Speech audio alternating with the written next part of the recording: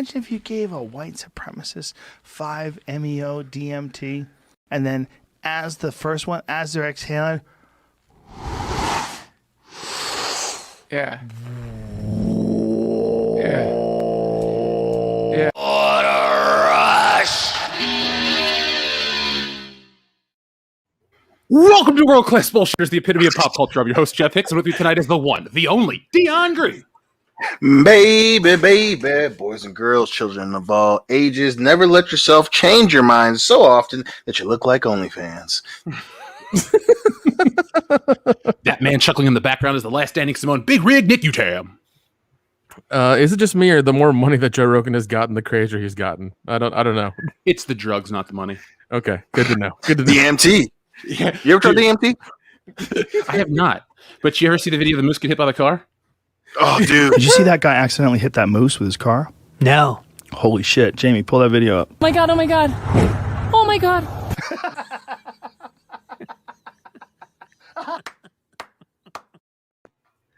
Yeah. Oh, yeah. Hey, Kendo, what's up? How do you follow that? So, folks, welcome into tonight's show, episode 280 of World Class Bullshitters. We got a ton of topics to talk about. So, let's not waste any time. First off, guys, how you been? Not bad, just busy. Well, just rocking and rolling. Yeah, I'm getting all my shit together to go to Dragon Con tomorrow, so that's gonna be fun. Time for sexy cosplayers, Nick? Hopefully. I don't know. It seems like a lot of people are like, like hemming and hawing. It's like, I don't know, should I go? Should I not go? I already bought tickets. The hotel room's $1,000 for the 4 days. So yeah, I don't know. There's a lot of that going on. So it might be a ghost town. It might be fun as hell. I don't know, but I'll be posting stuff to my personal Instagram and social media so everybody can kind of track me and make sure I'm safe or whatnot. So they know where to find you. I mean, that's cool if that's what they're into. Just stay 6 feet away, folks. It is social distancing after all. So you're ready for a convention, but we're also ready for a convention next week. Dion, why don't you tell the audience what's next weekend for World Class Bullshitters? So not this coming weekend, but the weekend after Labor Day. The one, the only, the fun in the sun, the one that can't be done. Horror Hounds, ladies and gentlemen, in Cincinnati, Ohio, will be going on very next weekend. All the bullshitters are going to be there. A few of your favorites, obviously, Kendo Slice. He's a fantastic bullshitter, great time, great drinker. My personal favorite, a white girl who gets a white girl wasted, Nick Utam. Again, great time hanging out. He will be there as well. Of course, you'll have yours truly, the man without fear, the man with the tan, the original plan, Dion Green. Then obviously special guest appearance by the actual host of this show, Jeffrey Hicks. He will be there in town as well, having a good time at Horror Hound. We're all gonna fucking be there. We have a few fan confirmations. I think Adam Shahan said he's gonna be there. ETEP's gonna be there. It's gonna be fun. We're gonna hear some crazy ass shit from ETEP telling crazy ass wrestling stories. There's gonna be a fucking suit involved. The one and only, the wife, I think, is gonna go. And fucking Lance Henriksen's gonna fucking be there. We got it's Lance gonna be Henriksen's fantastic. on our personal guest list, Dion. Absolutely, he wanted to come because of us, because we made it happen. So yeah, I think we'll be posting. Go ahead. Robert England's going to be there too. I got a couple things. England's going to be there too. Ooh. Yeah. Make sure if you want anything signed, you get it done by him, because he's making less and less appearances these days. So make sure you get your stuff signed. Nick, this is the year I'm going to commit. I'm going to get my Halloween stuff signed by Nick Castle. Oh, nice, dude. Yeah, he's a super nice guy. He's a super nice guy. Oh shit, Robert Patrick. Just remember, Michael Rooker's a fucking dick. So be careful. Wait, was Robert Patrick always going to Horror Hound? No. They just announced him like 2 days ago. That's what I thought. Holy shit! There we go, Dion. Are you excited now? You can meet the T1000. Yeah, I'm super pumped. One thing is he doesn't look too great these days, but yes, I'm all about it. Well, you can meet us along with Jay Silent Bob and many others. The thing is, we actually have more fun than these booths because everybody wants you to just, I don't know, buy an autograph and walk away. We just want to drink with everybody. So if you're of age, come drink with us. Hang out with the World Class Bullshitters. And by the way, folks, tonight is a very special night. We want to dedicate this episode to the one, the only superfan Adam Shawhan. Happy birthday, buddy. So, folks, Happy do us a birthday. favor. Press 1 in the chat or just say happy birthday to superfan Adam Shawhan because he has been here. He's one of our longest listeners. He's a great friend of the channel and a great personal friend at this point. So, Adam, happy birthday, buddy. I would like to ask for a favor from Horror Hound or the horror gods or anybody listening up there. Please put us at a table next to Deborah Voorhees. That's all I ask for. Ooh, it's gonna be a good time. I'll bring the cookies. God, and hopefully she'll bring the low cut shirt. So, folks, nothing. Nobody new to announce on Patreon this week, but we're going to record The Hangover as well as some new Buffalo Jeff stuff. And another thing, I had worked on a video, actually it was more like an audio clip, where I just kind of talked about some stuff. I think it was growing up, some childhood toys. And then I had the stream with Salvador last week, and then I was reached out to by a few listeners of the stream, and they told me they enjoyed it, so we'll put a little bit of that extra content over there just for fun. Now, guys, this week, we're going to play the word game but we have something special that's going to come in a little later in the show. So, what's a good silly word? Wiener? Does that work? Ween bean. Ween bean. Fuck it. Just, folks, because we have something better planned, the word is wanking again. So any form of wank. But, Wankers of the Lost Ark is a classic. But we'll get there later. It is. The Long Wank Good Night is another good one. Yeah. Long wank with Gina Davis. Either way, you're going to win, buddy. Yay. So we don't tend to cover celebrities. Well, I guess it's not fair to call him a celebrity by proxy because Joe Rogan himself built up his podcast, his comedy career, his UFC announcing. The guy has, done it. He's made it big. And now he's in the news. The first thing I woke up to, Dion, if you could believe, was Joe Rogan has COVID-19, is taking unproven deworming medicine. Yep. That is fucking hilarious. Oh my God. Oh, jeez. The most Joe Rogan thing to do would be to get COVID-19 right now. Lord. It's not even to get into the politics of any of this shit. I'm just saying, of all people, now we're going to know everything because this guy likes to tell us every little detail of his life. Right. So, Doug Keller wanked and confused. Oh, God. If we were ever going to send a screenshot of this show to Joe Rogan, I'd want it to be this: his smiling face, American flag in the background. Wait, hold on. Let's see if I can screenshot this. You can, and then we'll tweet it to him. I mean, if he's got COVID, he's probably laid up right now. It's not like he's doing anything. He's probably playing on his phone. That's true. Or he's using Onnit or Alpha Brain. That's ONNIT Onnit. They're not sponsored this week's podcast. Jeez, his crazy health stuff or whatever. Yeah. Oh yeah, he was saying a bunch of that shit too. So all right, I'm going to tweet this out through the WCBS Twitter to Mr. Rogan himself. So tell him that we wish him to get better. Yeah, I enjoyed the Joe Rogan experience quite a bit. I thought his interview with Billy Corgan was awesome. Overall, I love the Joe Rogan podcast. I just think it's, of all people, he's very on brand. Let's put it like that. All the stuff you learn about him through his show and the products he advertises and stuff. I think this is, life and art becoming one. Do you agree with that? Yeah, absolutely. Okay, so it's just that picture, and then at Joe Rogan, get well soon, buddy. Is that cool? Everybody agree? Good enough. Yeah, I'm good with that. That's okay. Yeah, I like him. I want him to get well. That's not okay. Make sure you add the promo code for Onnit. That's ONNIT Onnit. You get 25% off your first batch. All right, it's out. It's out there in the ether. It's gone. What's some of the weirder shit you remember him saying, Dion? I'm an huge MMA fan, so I primarily listen to either the controversial guests or the MMA shows. And I think the one that is craziest for me was when I can't even remember. don't know. All I remember is it was the Roseanne episode, and she was going full Roseanne too. So she was explaining what had happened, and then she started talking about her crazy conspiracy theories, and he was actually like, "Yeah, that makes sense." I just remember him agreeing with some of the crazy shit she was saying, or at least being open. It's entirely possible, as he said, was the one where I was like, "God damn it, Joe, you are fucking enabling this crazy woman." He has always just been fun, but the more he leans into the drugs, I lose.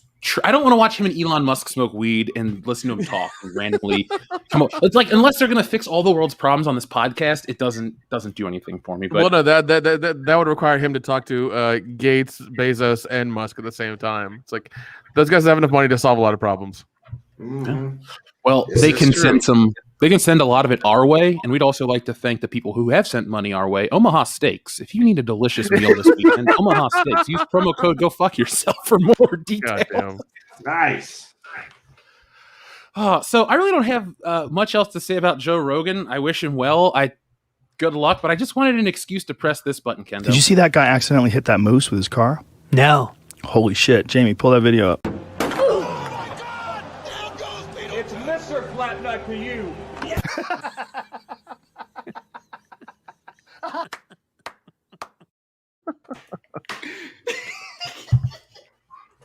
Every time he gets that fucking guitar to the head, I lose it.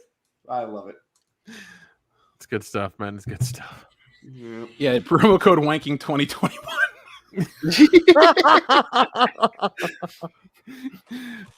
Your fate in your own hands. Now, this image popped up today. It was Kendo that shared this image. Let's pull it up on screen because this is going to be the perfect lead-in. On Twitter, Kanye West dropped an album. A hurricane is bearing down on Louisiana, and everybody hates the president. So, welcome to 2005. Guys, I feel like we have been ahead of the curve. We've been waiting. We pressed this button a million times, but it's finally accurate. George Bush doesn't care about black people. Yeah.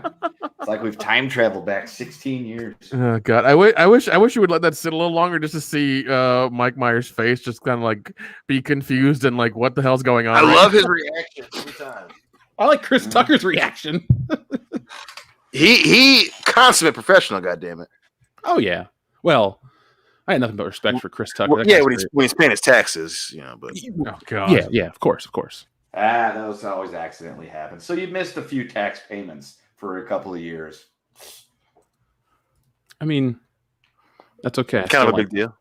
Yeah, I mean, shit. It slipped his mind for, several years. So the reason this was perfect was because this was in the news, and I just wanted to share it with you. So we are not Kanye West fans nor haters. He's there. He's always great for a punchline. He's always interesting to listen to. He's always there for a good time. Would you agree, Dion? Oh, yeah, absolutely. Just like his wife. Anyway, he is in the news. Mm-hmm. Getting divorced. No. Peppa Pig trolls Kanye West after better album review. What? Wait. That's the most 2021 article I've ever fucking seen. And look, Al Gore's in that goddamn picture too. Well, he invented the internet, so he should be everywhere. But That's true. God. So I wanted to share this with you because this is pretty legit. Peppa Pig is rubbing her new music video in Kanye West's nose, trolling him because his album came in at a lower score than the animated Farm Films album. Here's the deal. Peppa Pig's recent music offering, Peppa's Adventure, the album, ended at a 6.5 out of 10 from Pitchfork, slightly higher than the 6.0 rating for Kanye's Donda. Peppa Pig, a massively popular British TV series for preschoolers, is making sure Kanye and his fans know who got a better review with the show's official Twitter account throwing shade at Ye. And it reads, Peppa Pig didn't need to host listening parties in the Mercedes-Benz Stadium to get that 0.5. God damn.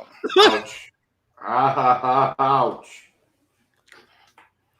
Peppa Pig throwing fucking shade.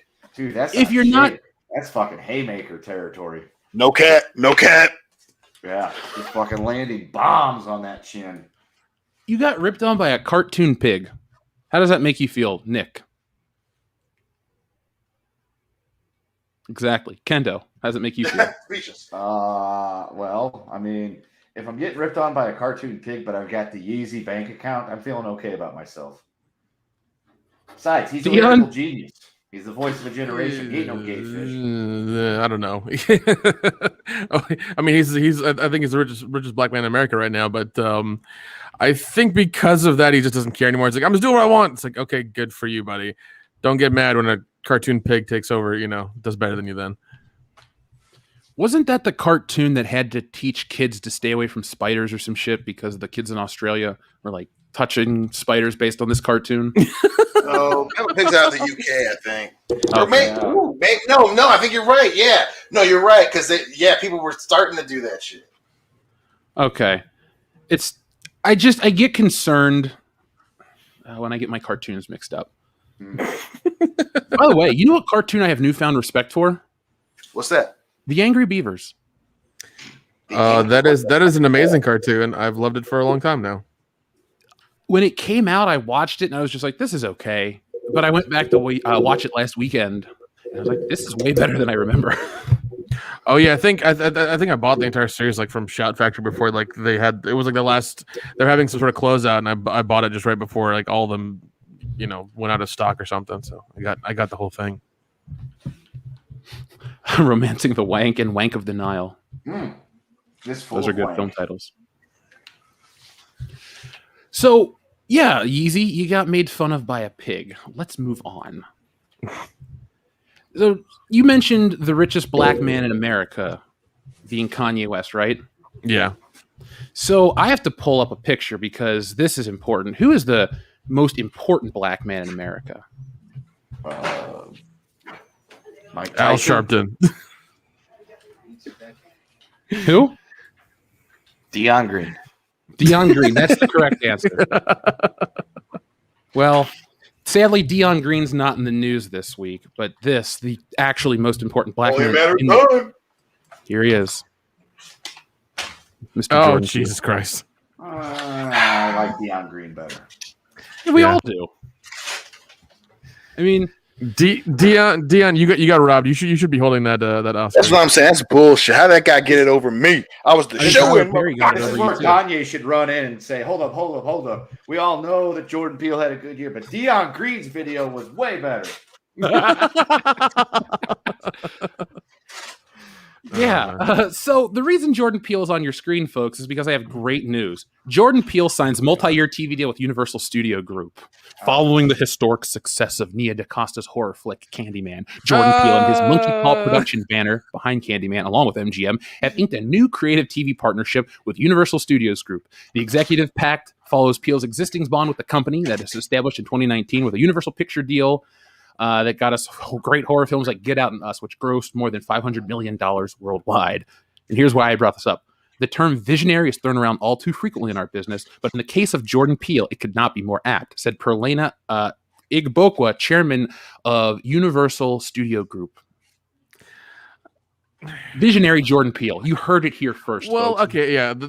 I have beef with that, along with the first part of the article saying that Candyman made money on and it did so well at the box office. It made $22.3 million. You want to know what the budget was for that movie? $25 million. Okay, but Nick, you have to just shut up and accept it because it is the highest grossing opening weekend for a film directed by a black woman. Come on. Oh yeah. Let's keep moving that fucking goalpost around to where we needed to, and then make 100 articles about it with those fucking headlines. Yeah, that's it. Let's not ignore the math and the fact this movie was supposed to come out last year, and it's cost the studio more money by sitting on the shelf, and now they barely break even on an opening fucking weekend, and somehow because she's black and she has lady parts. Yep, we're gonna praise her in the headlines, and she did a good job. Awesome. Well, I support this movie 100%. I don't know what that racist, misogynist Nick was on about, but this movie is stunning and it's brave. Fuck you. You better be careful there, Nick. I have nothing but praise for this movie and that woman. Oh, really? Hey, did you go watch this weekend then? I'm sorry, what? Did you go watch a movie this weekend then? If you praised it and loved it so much? Oh yeah, I totally watched movies this weekend. Okay, all right. Give us some details about it then, because I haven't. So I'm curious. There's this guy, and he's a bad guy, and he kills people, and his name's Candyman. And then some other shit happens, and then the good people win. Wow. I'm compelled. I'm going to go watch it now, even though you're Wrong! Thank you. Perfect. Thank you for that. That was so perfect. Holy shit. Look, visionary Jordan Peele, awesome. We're gonna have his brand of entertainment on our screens for a decade to come. Oh, Jeez. Now that Tyler Perry's an Oscar winner and he's an Oscar winner, Not for a movie. I just Still got one. feel so much better about life. I just I don't know, man. Like even when they announced it, last year they were making it and redoing it, and he was producing it. I was just like, I don't want to see it, and I still don't want to see it. And I do love how they're like saying like, oh, $22.3 million is a success. Like, then what the hell? Black Widow made $80 million in a weekend. Not like how do you compare that? Like, what the fuck's going on with this? Like, are we just ignoring numbers entirely now? We're just like moving the goalposts and making headline that new articles. math, that Common Core stuff.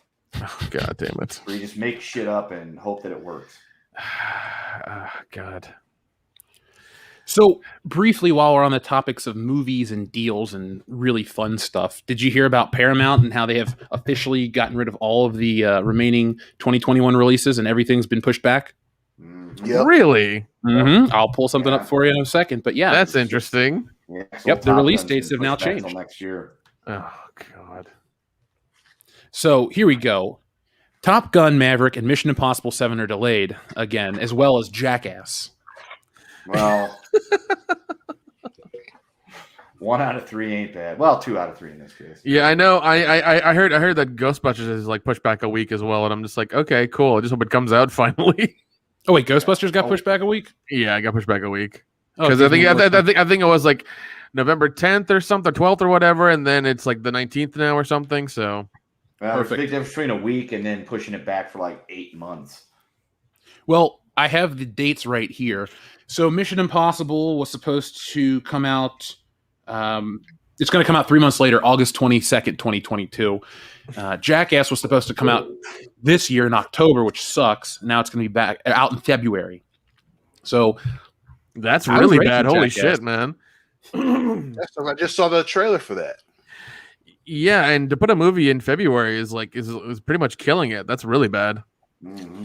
well, I'm sure Bam Margera's having the last laugh. That's right. I felt like oddly compelled to listen to his story. I know, me too, man. I'm not even a huge fan of his. Oh, I know how you feel about Bam Margera, and when you're kind of sympathizing with him, you know the story's kind of fucked up. Exactly. I know we talk about it all the time, but one more time, the fucking Steve-O documentary, and then the fact that he stayed clean ever since that, still Yeah, inspiring. man. And I still love his fucking story. He's the fucking man. I'm a huge fan of Steve-O, and Yeah, he's it's crazy because we saw him during his craziness. So we saw him when he was taking fucking whippets and doing that weird ass show on USA After Raw, where Oh, he just Dr. he had Steve-O? to- yeah, like that shit is crazy. We saw that. We watched him rise and then fall, and we watched him come back, that's the cool part. He's come back. Yeah, I think he's on his 4th set of teeth right now. Something like that. Yeah. Well, they're not brand new. They just cover his really shitty ones. Yeah. Yeah. They're called veneers. Yeah, because I remember seeing like some like small little documentary on YouTube or whatever about how he's got so many teeth from the Jackass stuff and things like that, and what his little nubs look like. I'm just like, that's fucking terrible. That is fucking horrible. Yeah, dude. Man ain't got no teeth. Yep. So someone had sent me a video. Dion, do you like Logan Paul? No, I don't like Logan Paul. Some guy quit his job to go beg Logan Paul for a job and was turned down on camera, and now he's crying on the internet. Oh, geez. Well, I feel like that kind of serves him right. Yeah, a 22-year-old making $100,000 a year got turned down by Logan Paul for a job. Good. Boo-hoo. He was making 6 figures a year. Why is he asking Logan Paul for a job? Wants that fame, baby. Wouldn't you? Wants to suck on that tit. No, not especially not through Logan Paul. You guys would say, is it a tit? I just wanted you to see the guy cry real quick. Bragging about $3 million. I quit my job. No, Wait, it's a story. I'm interested. It's a story. I just talked to Logan Paul. What the fuck? Just being nice, and I get it. Media, whatever. He has to be nice. Before I approached him, he was bragging about making $3 million. Wait, what did you want to do? $100,000 a year. 22. I can make 100,000. That's cool, and I want to. I want to act. I want to. Oh my god, this is the goddamn whitest thing I've seen all fucking week. I swear to God. A six-figure job. Holy shit! I make 100,000 a week, Dude. and I'm crying because I want to be butt buddies with Logan Paul. What kind of bullshit is this? 22. The last thing I would do is be quitting my job to cry about some pop person not giving me a job. I'd be out cashing that 6-figure paycheck, driving a cool car, and banging as many people as I could.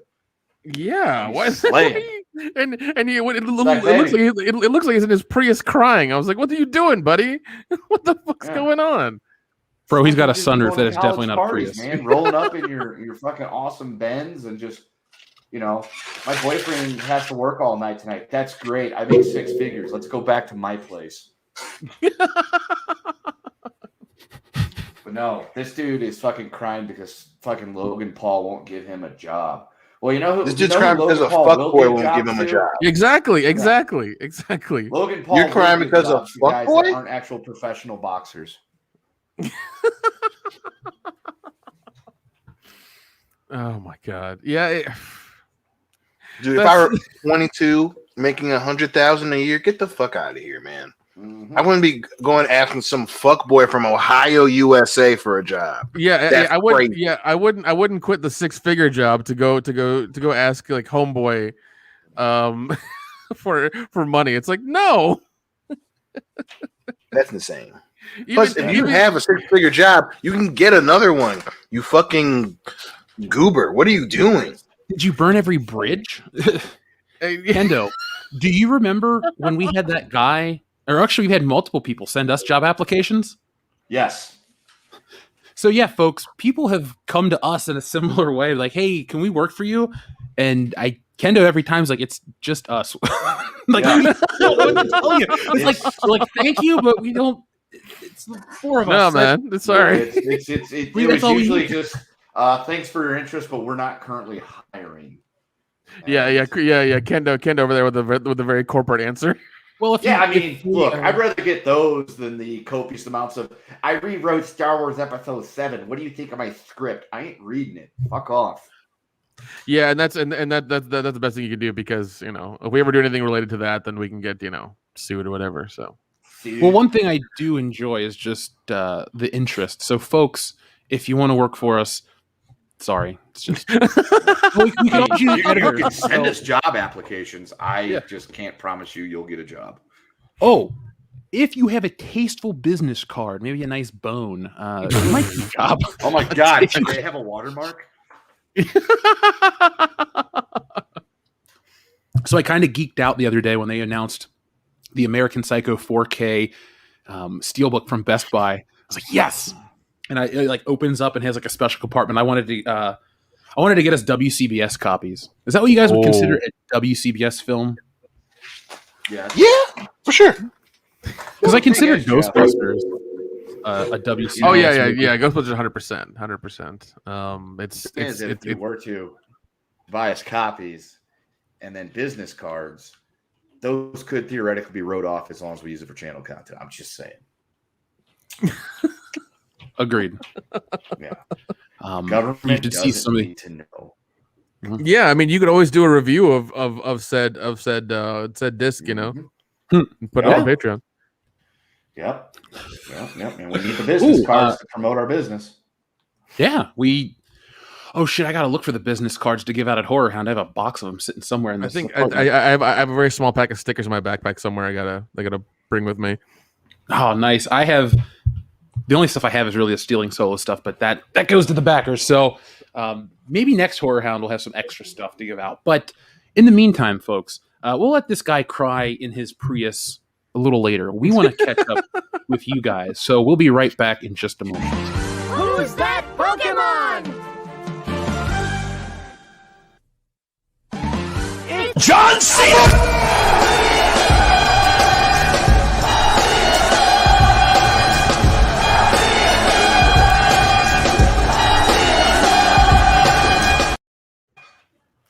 Oh, that his theme song is like fucking nails on a chalkboard. Yeah. But Ronaldo! I think I added the greatest lyrics of all time to it, Dion, so I feel proud. Yes, you did. Mm-hmm. So our first super chat comes from our friend Cesario Japan, who says, Buffalo Jeff for president, hashtag Buffalo Jeff 2024. So thank you for reading the description, Cesario Japan. Thumbs up to you. Space Monkey 0899 says, John Cho is handling criticism of portrayal of Spike Spiegel in a very professional manner. He is much more respectable of an individual than Daniela Pineda portraying Faye Valentine. So guys, I know you don't follow anime that closely, but have you heard about Cowboy Bebop's live action adaptation? Did we talk about it briefly last week? Yeah. Yeah, I showed a picture, the very first picture. And now this week, there's fan backlash because the actress is basically coming up with some bullshit as to why the show can't look like the show, i.e. tits. So fans complain. There's a backlash.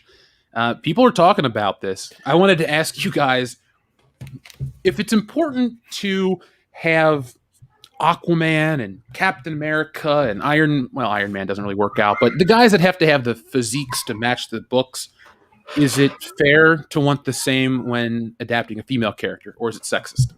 No, that's called equality, Jeff. That's what that is. Yeah. Nah, it's totally sexist. Totally. All right, we got 2 out of 3. Listen, I ain't touching this one with a 10-foot ball. You know, you should If you had a want 10-foot to ball, be as would you? accurate. You should want to be as accurate as possible for sure. I'll say that. Although I'm not going to lose sleep if the thing they change is the gigantic anime tits. Yeah. Like I'm not even gonna watch this, so it doesn't really matter. But still, like, you know. Well, I'm still gonna watch it, but I'm like, you know, the tits were drawn that gigantic in there for a reason. Which, you know, and if you decide to get a big busted woman, cool, you know. But It's almost like they know who the target audience is. Right. Yeah. I'm not gonna lose any sleep on this one. Yeah, that's 100% true. But I mean, you know, like I've seen so many cosplay girls cosplay this character, and like, yeah, right. they have him hanging out, you know, and it's kind of like, oh, okay, they can do it. Well, the thing is, she came up with some bullshit excuse. She's like, oh, it got lost in my crevices, this, that, and the other. It's just more of the same way they talk to fans in general. I wish I cared, because I like Cowboy Bebop on Blu-ray. I liked it when I watched it on Adult Swim. I had an action figure of Spike. I like that, but I don't want more. It's weird. It's like compartmentalized. I like it just as that one thing and nothing else. Kind of like I think that's the important point. I think some things. I mean, I think we briefly touched on it last week. Some things shouldn't be live action, you know, and Cowboy Bebop is so fantastical. I think that I agree. I don't think it's going to work. Live action is going to work in the same way that Valerian City of a Thousand Planets worked, where it just doesn't fucking work because so many things like this are changed. You know, the sexuality is an important part of the original in its medium, and then you do it with a live action, you know, and then you're not going to have the gigantic tits. You know, it's tough to sell. Well, at the same time, who's going to come out? You know, that's not going to be, knowing that it's such an extreme thing in its own medium. You know, I'm not upset that she doesn't have gigantic tits. But yeah, when you give like kind of whack ass excuses, that's when it's like, just say you don't want to have the tits in there. Like, don't try to play it off like I just forgot. Like, you read the same thing I read. Come on, now, you see the same movie. Come on. I got a request from the audience. For the audience. You know, we always ask for them to make posters and stuff. Yes. Anyone that's out there, find us just all clothes, but make a poster of all the women from anime that they change and adapt, and then just take the Attack on Titans logo and Attack on Titties and tweet that to us. If it looks cool, we'll retweet it. Because, you know, that's our stance on it, right? Right. Yeah. Titties. John Cho also said, this is from Space Monkey 0899, John Cho actually watched Cowboy Bebop when preparing for the role. So respect. I like John Cho as an actor. It's kind of, in my opinion, is just the show should be a cartoon. That's it. I don't care. Yeah. But good luck, John Cho. You're always the MILF dude. Good point. It's true. That's 20, baby. what is it, 20 years ago? He came Over up with 20 years ago. Over 20 years ago. He's the MILF dude and Harold. Roldy? Fucking Yeah, Roldy. Roldy. Have we ever watched Harold and Kumar for the channel? We have not. When we get back from Horror Hound and announce everything, we'll add that to the list. Awesome. It'll be fun. I would love to get... Hold on. There we go. Fear and wanking in Las Vegas. Thank you, Cosmic God. Vader. SH Rebels 08 says, I'll take a George Bush and a horse for Dion. Well, Dion, I'm No, sorry. don't be speaking for me. No. No? No. It's opposite day. Well, what do you want first, Dion? George Bush doesn't care about black people. Yeah. Then just stop there. There you go. Well, guess what, motherfucker?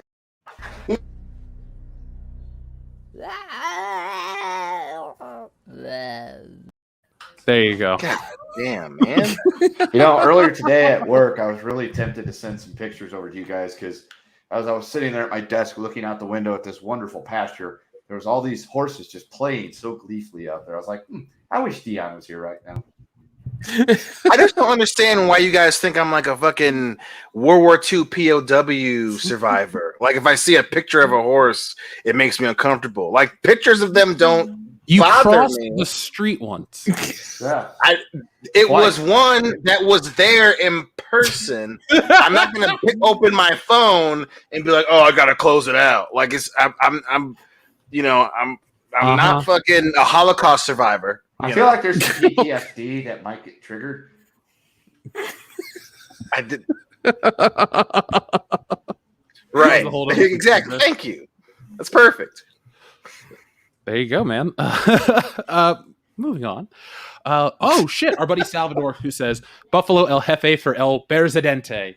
So thank you, Salvador, for reading the comments. And Sal, thank you for the That was lead. the most American way to read Spanish I've ever I know. Buffalo Jeff El Jefe for El Presidente. No, I don't want to have to roll your R's. El Presidente. R's. You can't really roll an R when your tongue's touching a microphone. You should have did it. Remember back in the day when Christina Aguilera was a thing, and then like Latino flavor became the thing as the 99 was becoming 2000, and she started instead of being Christina Suburban Aguilera, white dad. Tell us more. She went from being Christina Aguilera to Christina Aguilera or whatever she was trying to. Oh no! I remember that. I remember that hardcore. It was funny because and she was no longer Christina Aguilera. She was now Guatemalan American Christina Aguilera, and it's like, come on. And all of a sudden, like overnight, she grew an ass. I'm like, what happened? Yeah, squats. What did you do? Yes. I'm just glad that the song "Smooth" by Rob Thomas and Santana is rarely played. Fuck. Oh, I love that song. I hate that song so much. Oh, it needs to be played more often. No, Dion. It's played 4,717,000 times in 1999. That's enough. Oh God. Not enough. Rebirth of Carlos Santana. It's like, hey, Carlos Santana's coming back. It's like, oh, dude, that guy's a great guitar player. You got the kind of loving that could be so soothing. Give me your heart, make it real, or else forget about it. Well, hey. Well, I mean, Dion's gonna bring his speaker, and I'm gonna bring mine, and we're gonna link him up, and we're gonna play that song all weekend. So, damn right. I can't wait. Who's Santana? Who's Rob Thomas? I'll be Rob Thomas. Okay, deal. That works. Deal. Shut up!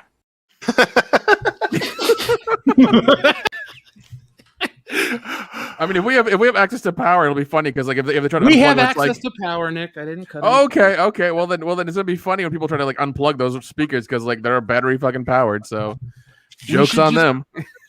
We should just play our podcast in perpetuity that weekend.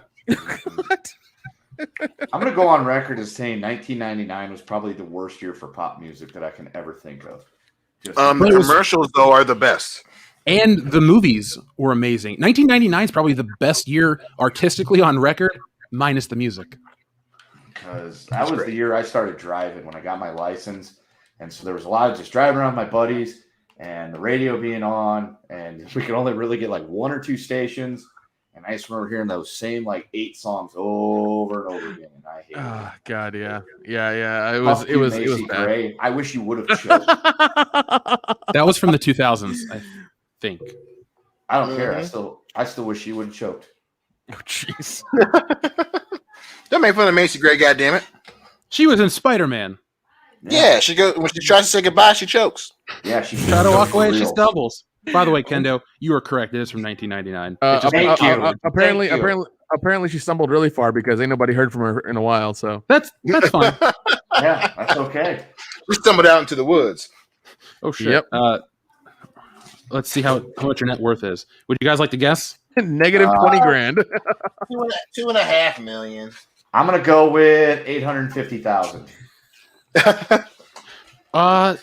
She has a celebrity net worth of $12 million, but some people estimate she has a net worth of up to $23 million. So Maisie Gray is all right. It just goes to show you people will buy anything. So folks, keep watching for more opportunities from Omaha Steaks. What do you mean, you people? What do you mean, you people? It works both ways. Klaus Dork, what's up? He says, hey, WCBS crew, I just watched the new Space Jam, or Spam. And the only funny thing I saw was that they sprayed on LeBron's bald spots. There was that. Hey, man, you need those quick fixes. B. Jordan. You got to get those quick fixes in before the camera shoots at like 18K or some shit. Yeah. It literally was at the point where Kendo and I were just drinking, and it got to if the movie gets worse as it goes on, and we just keep looking at each other. Yeah. Like, did you reach the point where like alcohol was no longer a thing? It's like alcohol will not save this thing. It's just not going to happen. We were literally like, we might have to turn this off. Yeah. It was so bad. Yeah, it was that bad. We were like, we can't keep doing this. But at the same time, it was like, we want to see how much worse it can get. God, it got so worse. It got so much worse. But if it's any consolation, I'll tell you guys, as somebody that is in touch with the Ute of America, I was talking to some of the Utes today, 2 Utes to be exact, and we were discussing Space Jam 2, and that movie was universally hated by several of the young folk I was talking to, as well as the new Star Wars movies. So I'm like, That's what's so funny about it. It's like the people that they aim for hate it. Like actual kids, to make it kid friendly and all that, while also trying to like weirdly try to tell them what's right and what's wrong, hammer it down their fucking faces. Yeah, dude. Like they don't like that shit. They don't like it. Yeah, I've even asked my nieces and nephews about it. They're like, Star Wars what? I'm like, okay, I'll show you the good ones and then that'll be it. Mm-hmm. Well, there people at work who talk to like, yeah, my kid wants Star Wars. They're like, Mandalorian's cool, but they're like, yo, the movies suck. Yep. Well, I got a video I'm going to put out on this topic. I don't want to give anything away right now. I'll tell you guys off air exactly. But Salvador, thank you for the information, because we have proof of exactly this thing happening right now on a grand scale that reaches millions and millions of people. So we'll tell you more on Saturday. There's a little teaser. I'm not going to give everything away. What is this? No. So let's move on so we can get back to some of our big topics. Where were we at, though? Our friend Salvador, thank you. Klaus Torque, Shock and Funk says, hey, WCBS, just wanting to give a recommendation to watch episode 4 of Marvel's What If. It's most likely the standout episode of the series. Have you guys watched What If yet? Not yet. Our plan is we weren't going to watch the first few. We're going to binge them over Labor Day weekend. I think I'm going to join you so we can be I haven't watched a single episode, but I'd like to be caught up, and then when we hang out next weekend, talk about it. Yeah, we'll try to keep in tandem so we can talk about it at Whorehound. Yep, perfect. We can talk shit, as we always do. Yep. Yeah. Speaking of talking, Dion, are you excited to talk this Saturday to our now friend Richard Chu, the man who edited Star Wars? I am. I cannot wait for that shit. I'm gonna ask him so much shitty questions. Now, folks, this That's weekend, encouraging. Yeah, it is. Well, we are world class, so you have to put True that story. first. Folks, we will have an interview. We'll be over on Jesse's channel for a movie club. We watched What is a Man and Nothing But a Man, excuse me, and then we're watching Mudbound. And Richard Chu, the guy who edited Star Wars, picked those. He wanted to talk about those and start a film club. And when the guy who edited Star Wars and made it, in part, as wonderful as it is, wants to continue to hang out and work with you and stuff, you do. Plus, it helps that he's an awesome dude. So we're going to have a lot of fun this Saturday. Follow our Twitter and social media for the exact time. But I think it's, what time is it, Dion? Is it 5 p.m. Eastern? Yeah. Or 5? Okay.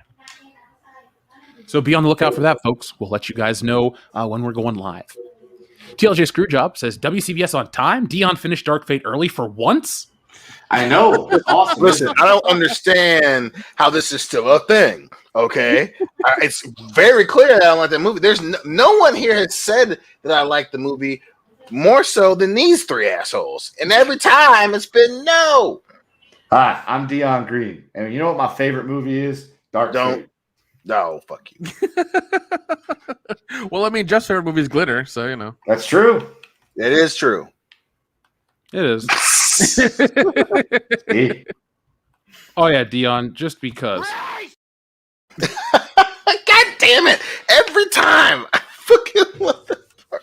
Anyway, the fucking point of the matter is, holy shit! I still laugh about how much that movie was put. I go back and watch like trailers for it, and I'm like, God. Miller was so fucking confident before that movie came out, and he has been quiet ever since.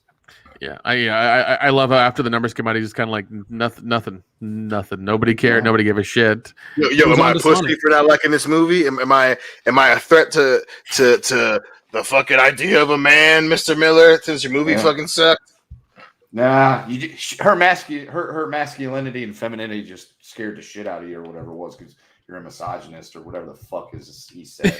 God, that was so fucking funny. Oh man, he hasn't said shit since. It's like, no, the idea. Fuck these babies that don't like my fucking female Terminator. She's gonna scare the shit. Like what do you think this is, an after school special? Like people are gonna watch it and then they're gonna say they loved it, and then they're gonna be like, oh my god, you were so smart, you were so right. I realized that I was scared, and that was what was holding me back from being. I didn't realize how much of a misogynist I was, and then I saw the movie, and oh my god, she scared me, and I'm so sorry. It's like, no, that's not gonna happen. That was never gonna fucking happen. What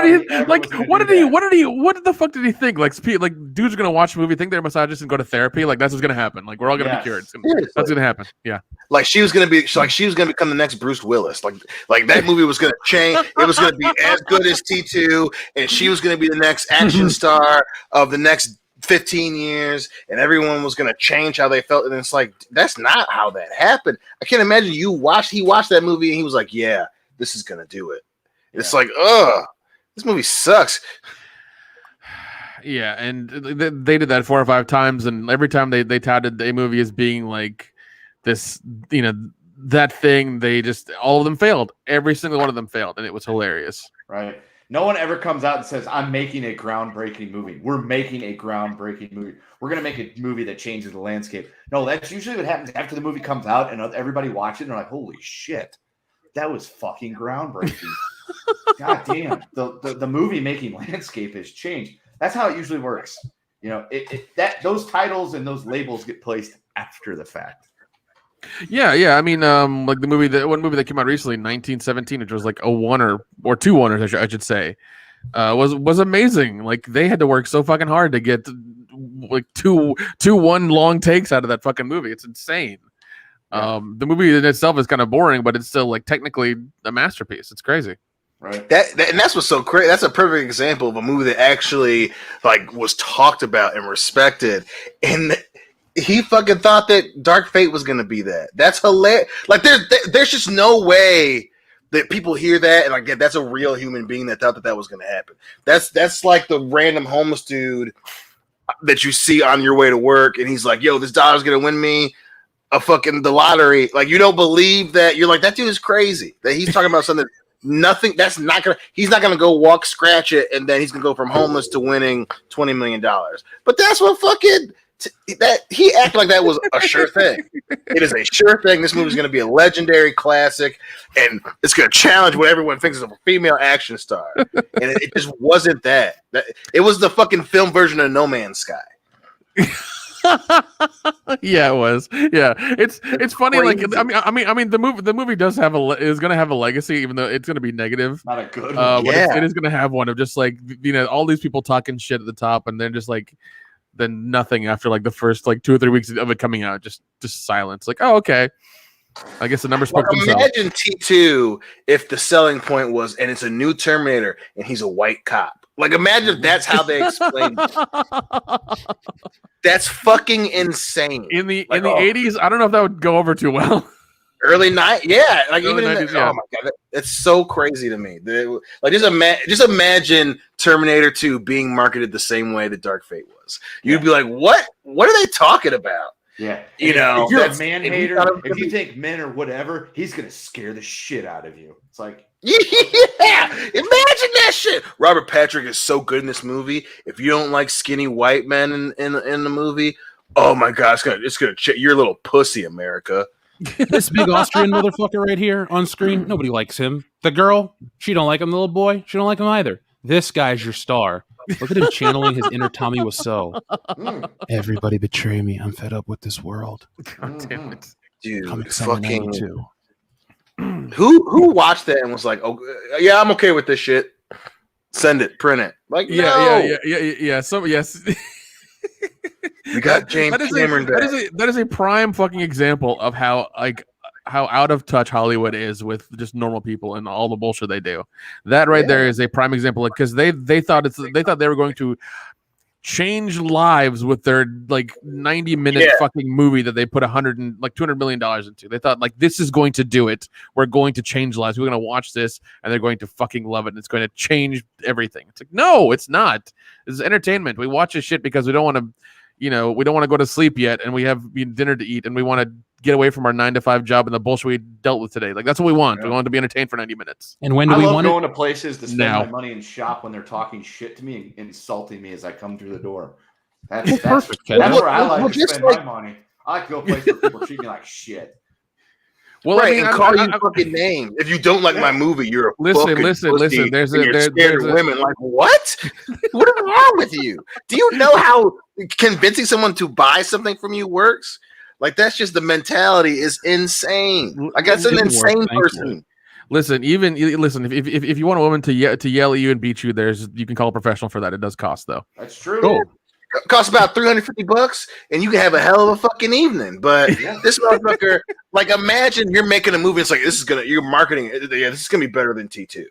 This is gonna be. It's gonna change the perception of a whole subgenre in a movie franchise, let alone film itself. Like, they didn't make T2 like that. They were like, we're gonna make a great movie. Our plan is to make a great movie. They know it was gonna become on everyone's list of top greatest action movie of all fucking time. And if you they were like, we're going to make a great movie. You know what? If you don't like this movie, you're an asshole that hates women. It's like, whoa. It used to be. Let's dial that back. But even then, the first two movies show a strong female character. Like, that's what they do. Oh yeah, right. And then they shit the bed with the third one, Catherine Brewster. No, she wasn't that strong. Fucking, you mean future world superstar Christiana Loken, who also played the critically acclaimed and beloved fucking Bloodborne? Or not Bloodborne, the vampire one. Blood Rain? Come on. Michael Madsen? Yeah, come on. And where is she now? Probably working on a sequel. Scaring misogynist men till this day.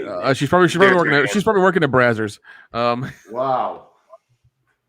Talk about a hole in one. Joseph Pietowicz, thank you very much for your super chat. It says a critical hit with the game controller. Thank you very much, Joseph, for everything.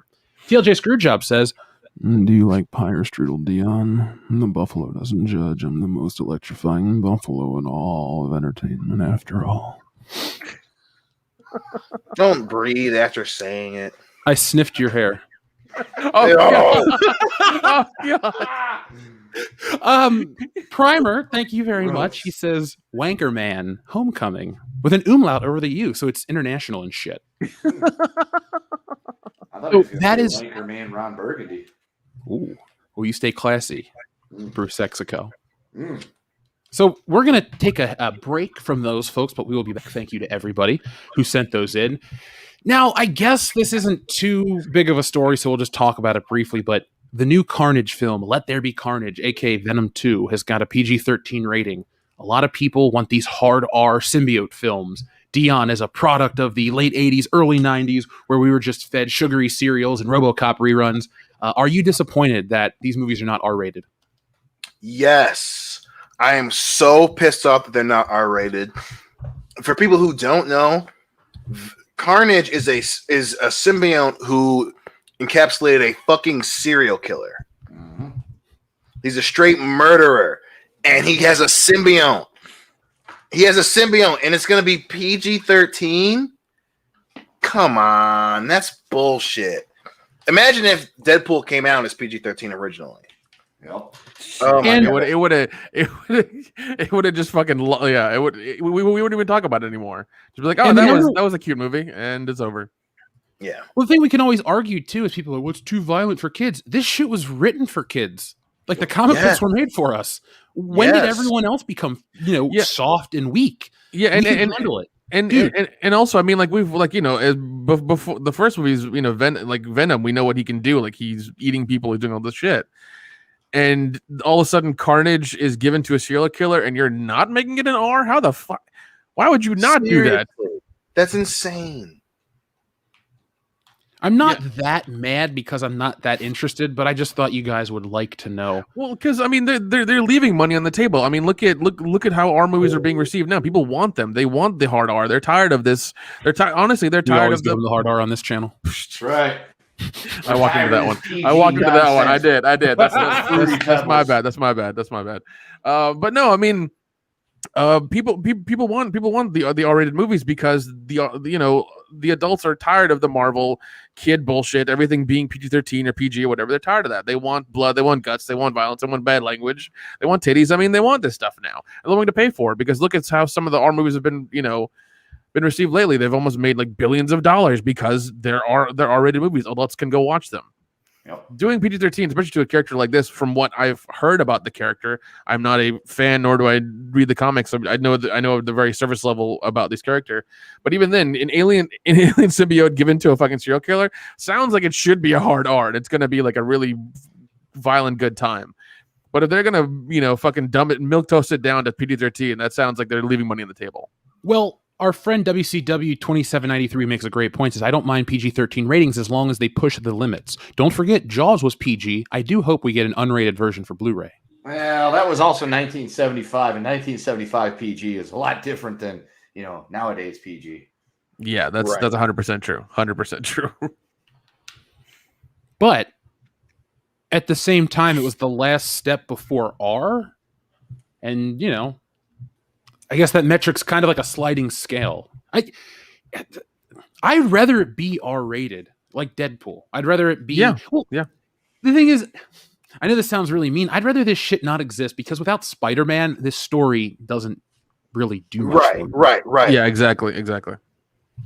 And so, hey, if you're a 90s kid like me, you might like Carnage, you might not, but I just want you to have a good time. That's all that fucking matters. Yeah, because I mean, like the first movie I watched, and I liked it, and I was going to see this, but now that it's PG-13, I'm probably not because they're dumbing it down. And I don't want that. I want because I mean, like the other companies have that over Marvel. They can do R-rated. They can do things that are violent. They can appeal to the adult audience. As opposed to Marvel and Disney, who don't want to do that, who want to go PG-13, and that's it. That's as high as they're going to go. Like everybody else can go above that and actually probably make money and break through that thing that Marvel's trying to do right now. I'm sorry, I got lost in the wank chat. Sorry, man. No, but you're right, man. It's just. Yeah, not having Spider-Man, you have to do something to keep people interested. And even though I dig that people kind of dig him as the anti-hero now, I know that kind of had a short run in the 90s where Venom was the anti-hero guy. Not having Spider-Man though is a huge blow because these are Spider-Man guys. Period. Point blank. Well, that's it. You know, and you gotta have it R to make people want to watch it. What's kind of sad is adapting 90s stuff. It's like they're missing the point so quickly. Right. I guess what it is, really, it's a business choice. You adapt this stuff that people are excited over, and you intentionally fuck it up, only so you can reboot it in a couple years, and people will double dip and go, well, maybe they'll get it right this time. At this juncture, I wouldn't be surprised if that's how Sony operates. To make a movie good enough to make money, but unfaithful enough to piss people off, so when they do reboot it, they'll come back in droves because this is the time they did it right. Just look how they handled blank. Only Batman really gets that pass because you go from Christopher Reeve to Brandon Routh. Not really much of a big step. You go from Spider-Man 3, which is pretty shitty, to The Amazing Spider-Man, which was really shitty. And what other superhero reboots? You go from Dark Knight Rises to there's no Batman movie yet. So it's a weird... Right. Yeah, but even the one that's coming out, it's, you know, it doesn't do anything because you're just rebooting Batman again, and you're not doing, like, you know, a ton of them in a row. You're just doing the one-off Batman movies, what it sounds like. So even then, it's like, why? Yeah, true. Well, but even too, it's like, you know, you watch that first trailer of Let There Be Carnage, and it doesn't look like a PG-13 movie. So the vibe is very mature and R. And it's like, oh, now it's PG-13. It's like, what? Like, that trailer was Predator 2, motherfucker. Like, it's going to be some action and people getting stabbed and getting thrown in the helicopters, the rotors, and Carnage is going to be eating babies and shit. Like, that looked dope and mature and adult and cool. And now it's PG-13. It's like, come on. This film was PG-13. Ugh. Yeah, and it was great, wasn't it? Yeah. Well, it's back in the news, and we're going to talk about it. So, within reason, we all grew up either we all grew up Star Wars fans because Star Wars used to be the coolest thing on the planet. It was. Yeah. It's been a while, but there was one character who always stood above the rest in terms of being cool, and it was Han Solo. And we had books, we had comics, we had cartoons. Well, we didn't have cartoons. We had some video games that you got to see what Han Solo was doing after and before Star Wars. We had a pretty nice picture of the character. Then comes 2015, and he has been stabbed and thrown off a cliff and never recovered. And then in 2018, we got this bastardization. Solo, a Star Wars story. Chewbacca was there, but nothing else. Yeah, I still want the Lord Miller cut so bad. Yep. So bad. Yep. Well, instead of this fucking cookie cutter pop music bullshit. Well, would you like to hear why this is in the news? Sure. Yeah. Well, folks, I'm going to be doing a little more research on this and a little longer of a video, but Danny Newton blasts Star Wars for killing off her character in Solo, a Star Wars story. I'm sorry, who? What'd you think was going to happen, girl? Well, hold on. It wasn't in the script. We're going to talk about this. Newton played Val. Wait, hold on. Is she mad like fucking what's his name? Like the guy from Executive Decision? What's his name? Steven Seagal? Steven Seagal, yeah. Is she mad like this? That's the Steven Seagal movie. The guy from Executive Decision. Literally anybody in the movie. Steven Seagal, the main guy. He's not even the movie. Right, the main dude. Yeah, people forget Kurt Russell in that movie. The story on set was that he cried whenever he was going to die in the script, and he didn't want to do it. You're not Tom Cruise, bro. Okay? Yeah. Oh, man. So, Newton played Val, a human criminal who not only worked with Tobias Beckett, but was also romantically involved with him during the events of Solo, a Star Wars story. Oh, that character. Yeah. Val died while Beckett led his team on the raid of the 20T rail crawler, blah, blah, blah. So anyway, Newton addressed her character's death while speaking to Inverse to promote her latest film, Reminiscence. She first expressed her disappointment that the character was killed. I felt disappointed by Star Wars that my character was killed. Newton then proceeded to... That's how this is written. Anyway, Newton then proceeds to reveal that in the script, her character wasn't actually killed. This is the interesting part. And actually in the script, she wasn't killed. It happened during filming, and it was much more to do with the time that we had to do the scenes. It was much easier just to have me die than it would have been to have me fall into a vacuum of space so I can come back some time. She elaborates. Wait. Well, hang on. She does know. Okay, look. She does know that no one's ever really gone in Star Wars, right? Yeah, but still, Did they like tell her that sentence. Her sentence doesn't make sense. I was going to fall in the vacuum of space and come back. Like, you know, the vacuum of space is the vacuum of space. Did bitch. she think she was a main character? Yeah, this is. I mean, she's Sandy Newton. Guy. You don't just get randomly saved. Yeah, you don't survive the main characters survive the vacuum of space, not side characters, honey. Yeah, I feel like she's angry because she was one of two black people and she died. Like, that's why I think she's a little salty. I mean, maybe there's more though. Oh God, of course there is. Of course there is. She elaborates. That's what was originally it was. There was an explosion and she falls out and you don't know where she's gone. I could have come back at some point, but when it came to filming, as far as I was concerned and was aware, when it came to filming that scene, it was too huge of a set piece to create. So they just had me blow up and I'm done. Newton then recalled, but I remember at the time thinking, this is a big, big mistake. Not because of me, not because I want to come back. You don't kill off the first black woman to ever have a lead role in Star Wars. What? Oh my God. No way. Yep, yeah. I fucking called it. Your character should just live because it's the first black woman. Okay. Wrong. I don't even press the fucking button for you. Wrong. Look, the production of Solo: A Star Wars Story is well documented as a massive, massive cesspool. But damn it, now it's getting more politicized. So thank you, Sandy Newton. I guarantee you she didn't watch the other. I guarantee she didn't watch Rise of Skywalker. I guarantee that shit.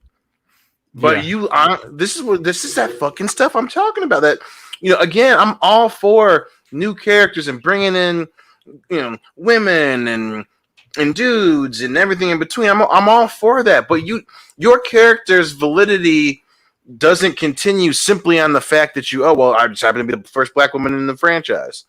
Like, no. It's worrying about checking. That's why that movie fucking sucks. Because the expectations for people who were even working there.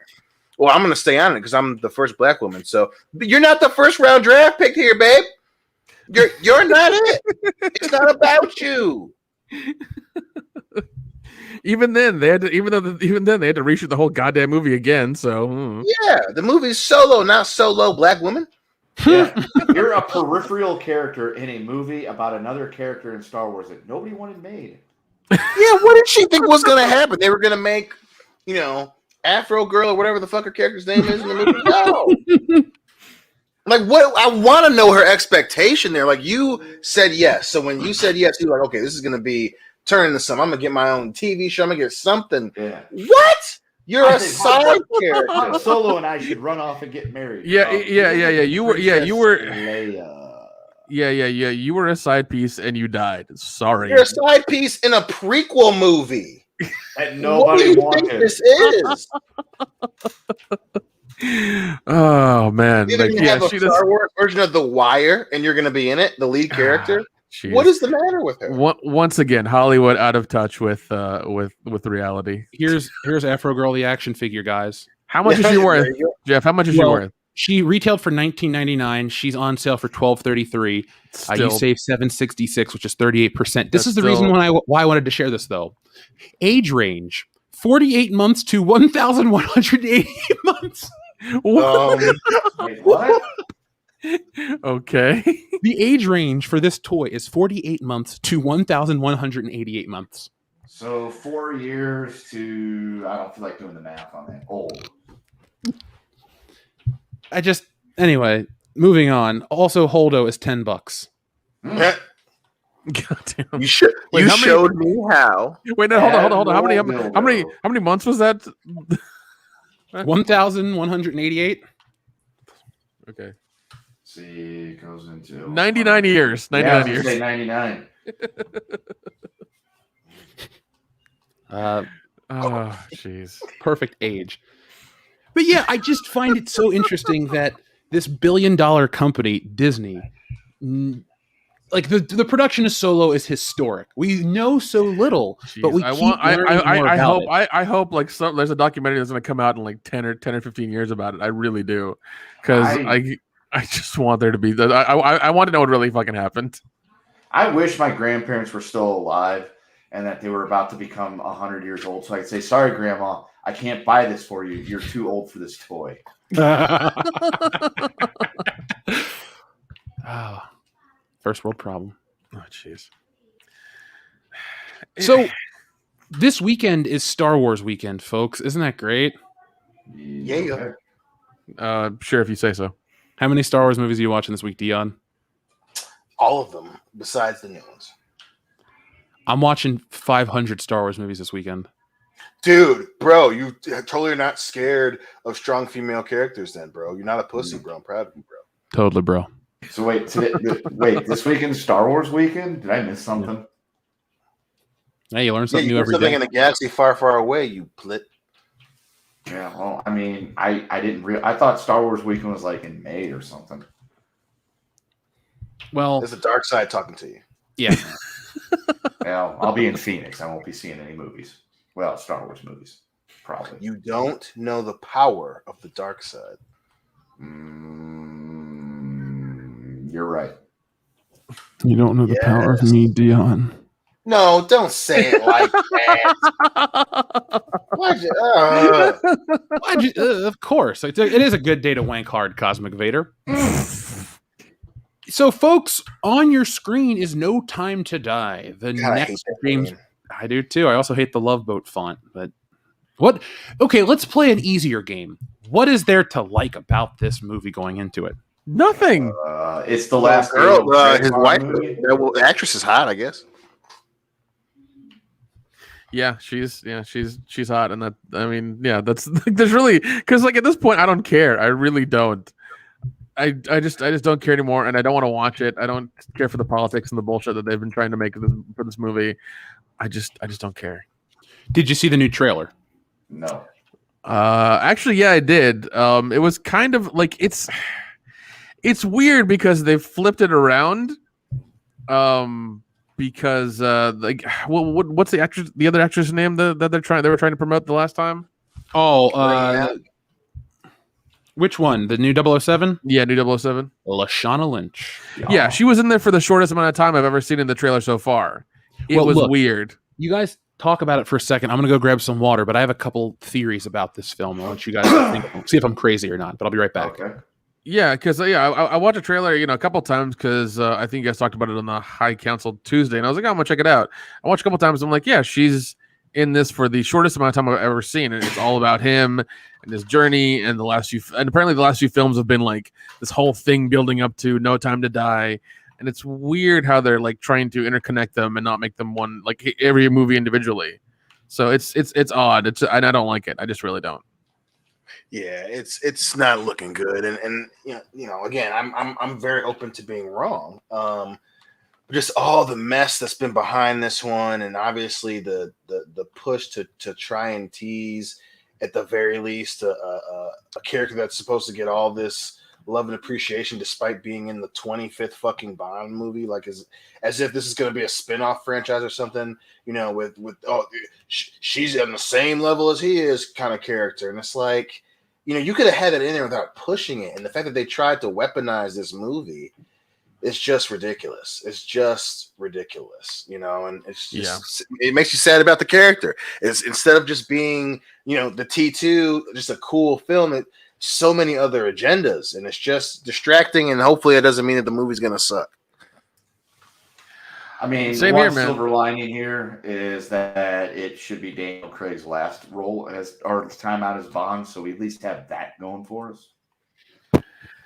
Yeah, and like here's the thing, I have not liked Daniel Craig at all in any of the movies. I mean, some of the movies have been okay, but I just don't like what they've done with him, the way they've changed Bond entirely and made it this very like all the movies seem to be like fucking slow burn, really dark, aesthetically. And they're trying to trying to make him be very brooding and this whole thing. I don't know what they're trying to do with him. Like, just make a fun action movie, a fun spy action movie. It's not fucking difficult. So Oh, sorry, go ahead. I was about to say they've done it for like almost 60 years, like now, or 50 years or whatever. Like, why can't you continue that? What's going on? My problem with this trailer, not to be the one guy to point it out, but the way it starts is, the epic conclusion. These movies were never made as a saga. This is the news tightening around Eon Productions, trying to get their movies to be in the same vein as the Avengers and stuff like that. People look at those movies, they go line up for these epic conclusions. Endgame poisoned the well. What Marvel did was great for itself, but bad for entertainment, because everybody got hungry. They want a taste of the Marvel success. They want billion-dollar hit after billion-dollar hit. They want all of this money. So they'll take their products and they'll try to find a way to make them look or feel or market them that way. So you kind of get duped into seeing it. James Bond has never been this epic saga. And this is where I take issue with the entire way to promote this film, because all it does is show a lack of confidence in the brand. Michael G. Wilson and Barbara Broccoli do not know how to handle James Bond, because when Daniel Craig was cast, I'm pretty sure Barbara Broccoli cast him because she finds him good looking. He ain't a great James Bond. He's a great actor, but he ain't a great James Bond. He's just what Bond's villain should look like. But anyway, I digress from that point. You basically have Casino Royale, which is an idea that Pierce Brosnan, and I think you talked about Tarantino and stuff back in the day, an idea that had already been formed before Daniel Craig was in the picture, but everyone associates that film with him and that and gives him all the credit, whatever. But then they were chasing the Bourne Identity high for a couple years, and then, I shit you not, they remade The Dark Knight in the form of Skyfall. That was their film, their version of The Dark Knight. So now James Bond with Spectre, oddly enough, they made the most James Bond-like James Bond movie with Daniel Craig. And then they have this next one. And they have tied a few things together here and there, but they have not built this epic conclusion that it was always meant to be, because you wouldn't have the movies planned out or pan out the way they are. You wouldn't have two movies separated by one tell the same story. This story is just like Skyfall. James Bond's too old. He comes out of retirement or after an accident, is in love, this, that. It's the same fucking premise. He's too old to be James Bond. Now it's personal. Who gives a shit? Well, and listen, and I actually enjoy Daniel Craig as James Bond, but the mood, obviously, to take a lead off of what you mentioned and listed. That's what it was. At the beginning, he's the new Bond. He's too brash and he's too bold and too good to be James Bond. And then he's in love. And then the next one, he's too old to be James Bond. He's no longer bold. He's just old. But then, no, just kidding. Now he's a James Bond. You remember, with the cars and the women and the this. And then it's, now it's the last one. Now it's the last ride. Like, how have we seen too young, too old, and now the one more ride James Bond in this fucking in these Bond films, and then trying to encapsulate like, they were all part of the same arc. Like, no, they weren't. Like, what are we dealing with here? A fucking 12-year-old who's putting this shit together in his bathroom? The same bathroom Daniel Craig's James Bond killed that guy in. That's still a great scene. It is a great scene. Yeah. I like the scene better in True Lies, though. Yeah. I like True Lies better as a movie. There you go. Hey, Dion. Yes. You want to double your Avatar bet? That Avatar 2 is never going to come out? Depends. What? I just saw more news and announcements talking about it. It's been, it's happening. Do you want to just throw out $100 or double down and maybe make 200 if it doesn't come out? Double down. I'm always about doubling down. Listen, I'm 10 toes down on this one, motherfuckers. Well, I would just like to welcome our new guest, Lieutenant Martin Castillo of the Miami-Dade Police Department. Well, Miami Vice Department, at least. So thank you, sir, for joining us this evening. Now, we have been Bond fans most of our lives. Before this show was formed, I had watched all the Bond movies, so had Dion. Nick and Kendo had seen most, if not all. So we all loved James Bond, and we all have our own rankings, our opinions of the films, this, that, and the other. But the other day, when the trailer dropped, JoeBlow.com, that's not just a generic person, but JoeBlow.com put out their ranking of the James Bond actors. And so I thought I would read their list, and then we would talk about the official WCBS list. So Kendo, while I'm reading this, would you pull that up, please? Got it right here. So according to JoeBlow.com, the worst James Bond is George Lazenby. Oh, fuck They have him ranked. Yep. Here's their list. It goes George Lazenby, Pierce Brosnan. Oh, what the fuck? Get the fuck out of here. Roger Moore. Timothy Dalton. Daniel Craig. And obviously Sean Connery at number 1. So that is their list. Any comments? Fuck their list. That's almost ass backwards, really. That's almost ass backwards. So Fucking George Lazenby is the worst Bond. Get the fuck out of here. Get the just fuck because out. he did one movie? Did you see how much ass he got in that movie? No, but he got it all in real life, and that's what matters. Still love the documentary. Still fucking love the documentary. God damn it, so good. That was a pimp. Yes, he Pimp's was, not man. killed Yes, himself, Dion. no, I mean, and he's basically the epitome of this. Like, if you have enough confidence in the right suit, you can pretty much get whatever you want. Damn right. You know, and like he had balls all the way through life, man. It was insane. Yeah, fuck that list is right. So Kendo, Yeah, do you have the official WCBS list up? I do. So would you like to list off the rankings for the audience, please? You want me to go from worst to first? Yes. All right. So in dead last place, receiving all last place votes from every one of us except for Dion, Daniel Craig. Then comes Roger Moore. Then Timothy Dalton, which is unfair, but you know it is what it is.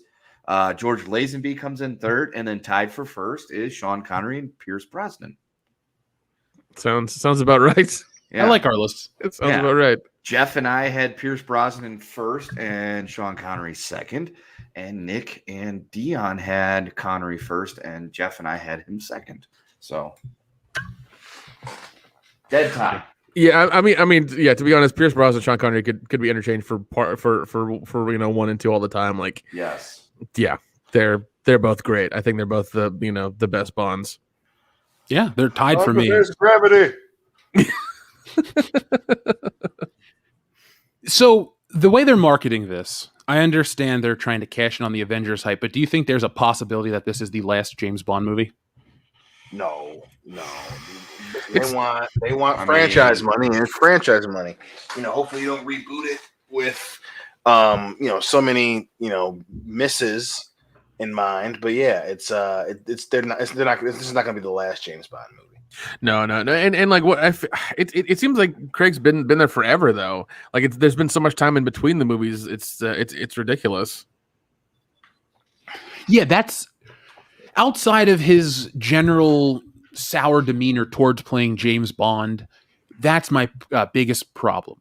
The movies aren't the best, but I'd be over them more if more films had come out, meaning, I didn't like the last one. Let's wash the taste out with the next one. All right, cool. Now we're here.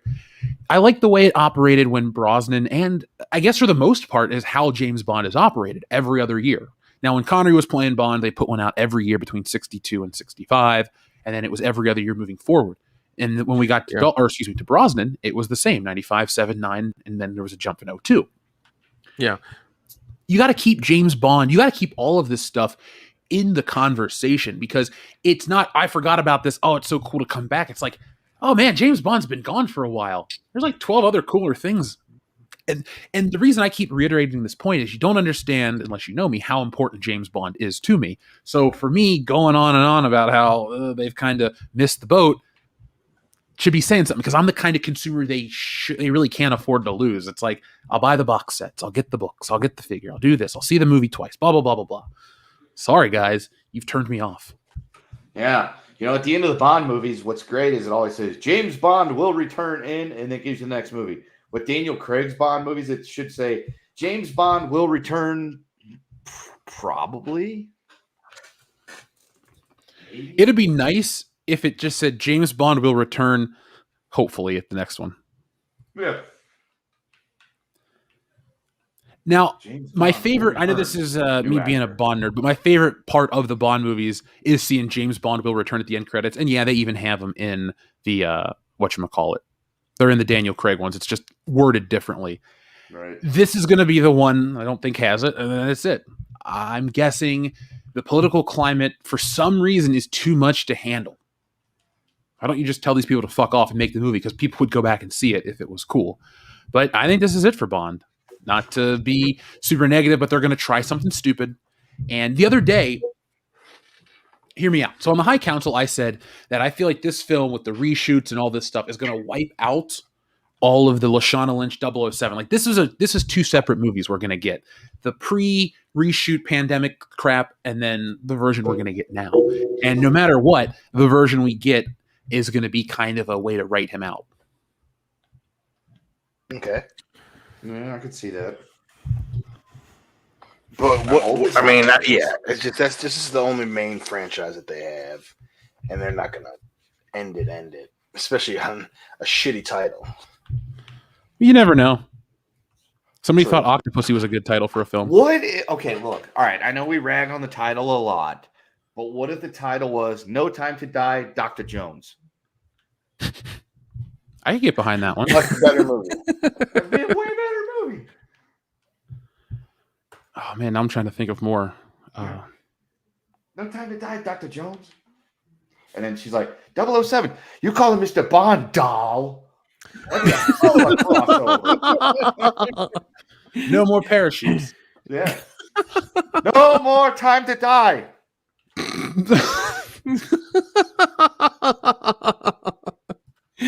Oh god, that'd be fun. What that guy's doing these days? Be like, look, I get it. You were huge in the '80s as a kid. It's now 2021, but here's what we got in mind. What do you think? I think his birthday just happened recently. I think he like turned 50 or something.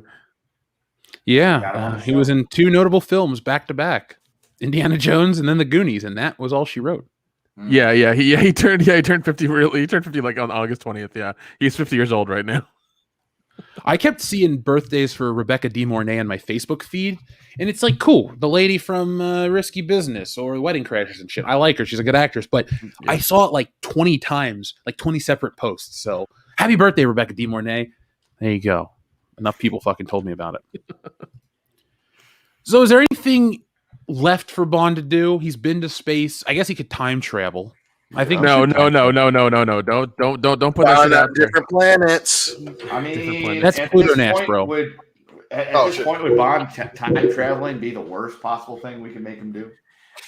Yeah, we should send Bond back to the 60s. Yeah, because here's the thing: we already have two time travel things happening. We have Flashpoint Paradox is going to happen through DC at some point. We also have Doctor Strange's things that's going to happen as well with Doctor Strange into the multiverse of madness or whatever. Like we're doing both these things.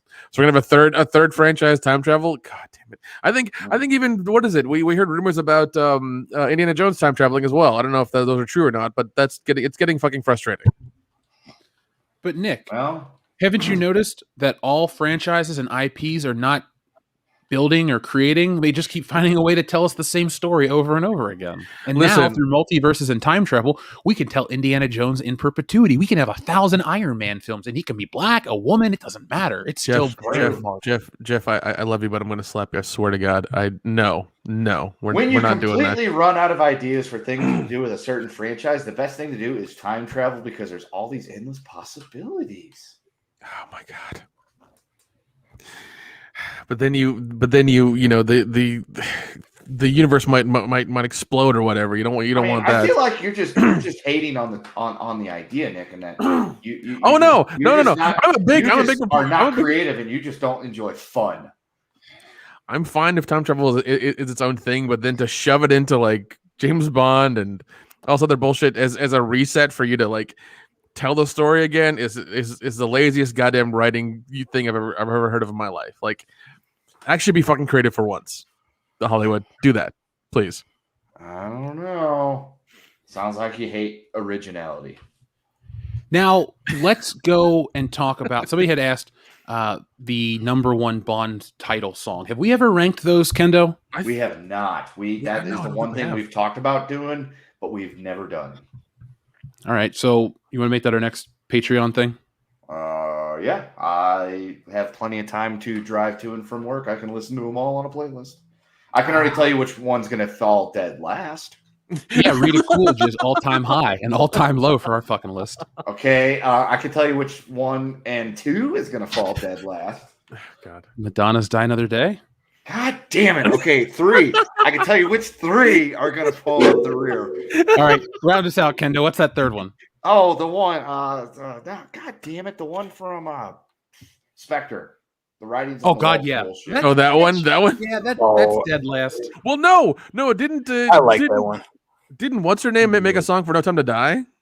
Oh, Billie Eilish? Yeah. Oh, yeah. That's right. I can tell you which 4 are landing towards the bottom. Thank you. the list. Thank you. Oh man, yeah, because like that happened like 2 years ago, and I was like, wait, she did one. Made a big deal about it for a minute. Well, it's out. You can listen to it. I don't recommend it. No. She looks so bored in every photo. That's the look. That's the flavor of the month. That's how that's how every kid looks right now. They're always bored and they just want to be on their phones. That's all it is. Because I'm quirky and I'm bored. Yeah. You know, Dion, I swear to God, if you could grow bangs, you'd look just like Zooey Deschanel. Oh, thanks. Then you have 50 days of me. See that mental image. I mean, he'd have bangs and a soul patch. I don't know how that's gonna work. It's 2021. Don't ask. We got comics about oh fuck everything. Oh god. Why not Dion as a soul patch, rocking supervillain? Exactly. So Dion L. Dion. Is there anything Bond related that you guys would like to talk about before we check in with the audience and move on to our next topic? I just hope whoever takes over the next Bond, the actor and the person taking over the franchise, has some balls and some brains to know where the fuck they're going. Yeah, that would help. Hey Kendo, do me a favor since the garbage is super loud here. Do you have those lists in front of you still? Oh yeah. Can you give the listeners a little taste of our top? So go from 10 to 5 of our James Bond films because we have the list. Yeah, please. Okay, number 10. The World Is Not Enough. Or wait, no. Yeah, The World Is Not Enough. Number 9 is Tomorrow Never Dies. Number 8 is The Living Daylights. Number 7 is On Her Majesty's Secret Service. Number 6 is Thunderball. And number 5 is Goldfinger. Mm-hmm. So, folks, to hear the rest of the list, join us. Patreon.com/WorldClassBS. You will be all surprised and shocked when the top 2 spots are occupied by Octopussy and Moonraker. Yeah, the greatest Bond films ever. Thank you, Roger Moore. You were my inspiration.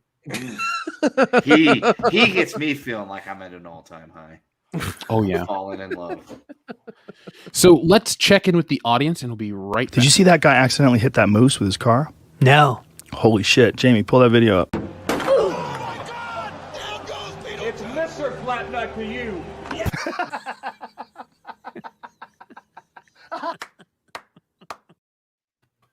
Every fucking oh god, it never gets old. There are more buttons with Joe Rogan. We'll wait till later tonight. Now, our friend Ninja Lawyer Steve, thank you very much, Ninja Lawyer Steve, for your very generous super chat. He says, sorry to get political, but has anyone noticed how much Representative Lauren Boebert looks just like Anita Sarkeesian? They are both nuts, dimensional crossover doppelgangers, or just sisters from another mister? I think you're grasping straws there, bub. Yep. Sister from another mister. Quit watching 24-hour news cycle. It's rotting your brain. Correct. Now, hold on. She just looks... She looks like she couldn't play Sarah Palin in a movie. That's what I think she looks like. Yeah. Neither could Kendo. What's your point? Yeah, that's a good point. Remember when her daughter was going to be like in politics? Sarah Palin's? Palin's? Yeah. Oh, no. That was like a thing for a minute. No. I just remember that she was already the one that had a kid out of wedlock in like high school and then was preaching abstinence and then got pregnant again. I do remember that. She does love the D. She does love the D. It's like almost as if that shit doesn't work. Yeah, Maybe teach her to put on a fucking rubber. Yeah, I remember when Sarah Palin was like the darling of the Conan O'Brien show, where he would have her come on and everybody loved her because she was quirky and she spoke all Youper sounding and she was really cool. And then she ran as a vice presidential candidate and suddenly everybody hated her. It's like, yo. Well, I mean, remember she could see Russia from her house, so you know. Yep. I mean, to be fair, when you're in Alaska that high up, you can see a lot of shit you don't want to see. You can see for miles and miles. But that's right. we need to remember that one thing great came from Sarah Palin's rise to prominence. The popularity of Lisa Ann exploded. So Thank you. I was waiting for this. The men of planet Earth owe you many a great thanks. So they all next, come in used tissues. Oh, yeah. That deforestation is a problem, folks. Make sure you use them twice. Donald Kent, thank you very much. Sup, guys? My company has new contracts I can't talk about here. Some of her tax money. Sorry. Sup, guys? My company has new contracts that I can't talk about, but here's some of your tax money back. I just wanted to make it this weekend, but I can't. Buffalo Jeff for President of the United States. Jamaram. So, Dion, are you ready for your overlord Buffalo Jeff to be the president? Hell no, I'm moving to fucking Switzerland. Jamaram! That's fine. I mean, I'm okay with it because I feel like I'll get a cabinet position. Yeah, and a lot of tax breaks. Yeah, as in literally in his cabinet. Yeah. I was about to say, I was like, you'll really be in his cabinet in pieces, probably, but you know, whatever. Yeah, I'm looking forward to it. I'm looking forward to being like constant scandal problems for him. Like every day, Jeff's walking to the podium and having to answer questions about me and briefcases full of money. and large garbage bags being taken out the back all the time. Right. With weird liquids dripping out. Yep. Nah, man, that ain't me. Yeah. That is Buffalo. No. Bullshit. I wasn't with a hooker last night. Yeah, Ben. All that Affleck. An escort maybe, but not a hooker. There's a difference. By the way, I bought something titled Ed Gein the other day, and the guy who sold it to me didn't know who Ed Gein was. So I sat there in the store and explained to him who Ed Gein was for 10 minutes. He was the maitre d' at Canal Bar. Yeah. And Dorcia. Also, the fact that you had to explain it to them, and you know it that well that you could explain it to them is like, okay, you've done some research. That's interesting. I may or may have not watched many a documentary about serial killers and stuff. You know, during Veronica's wedding, Nick, she took Jesse and I around to the hotel where Jeffrey Dahmer ate somebody. Nice. Yeah. That Dahmer. Yeah. Oh, Jeffrey, what a nice boy. Yeah, old Jeff Boyardee. I found a picture of Jeffrey Dahmer. Yeah. We knew how to pour acid in the holes. Oh, God. It's not all he was pouring into holes, buddy. I pour my love into holes every day. Okay, that's enough. Yeah, it is enough. Let's move on, shall we? So thank you, Donald Camp, for everything. Infinite Wonder says, in gaming news, Pathfinder Wrath of the Righteous launched today. Lead a crusade to close a hole into hell. Awesome name, no? Yeah, sounds badass. There's an Alien one that came out recently. It goes Alien, like the Hive or whatever, where you just kind of like Fire Team. I'm probably gonna get that. I think I'm gonna.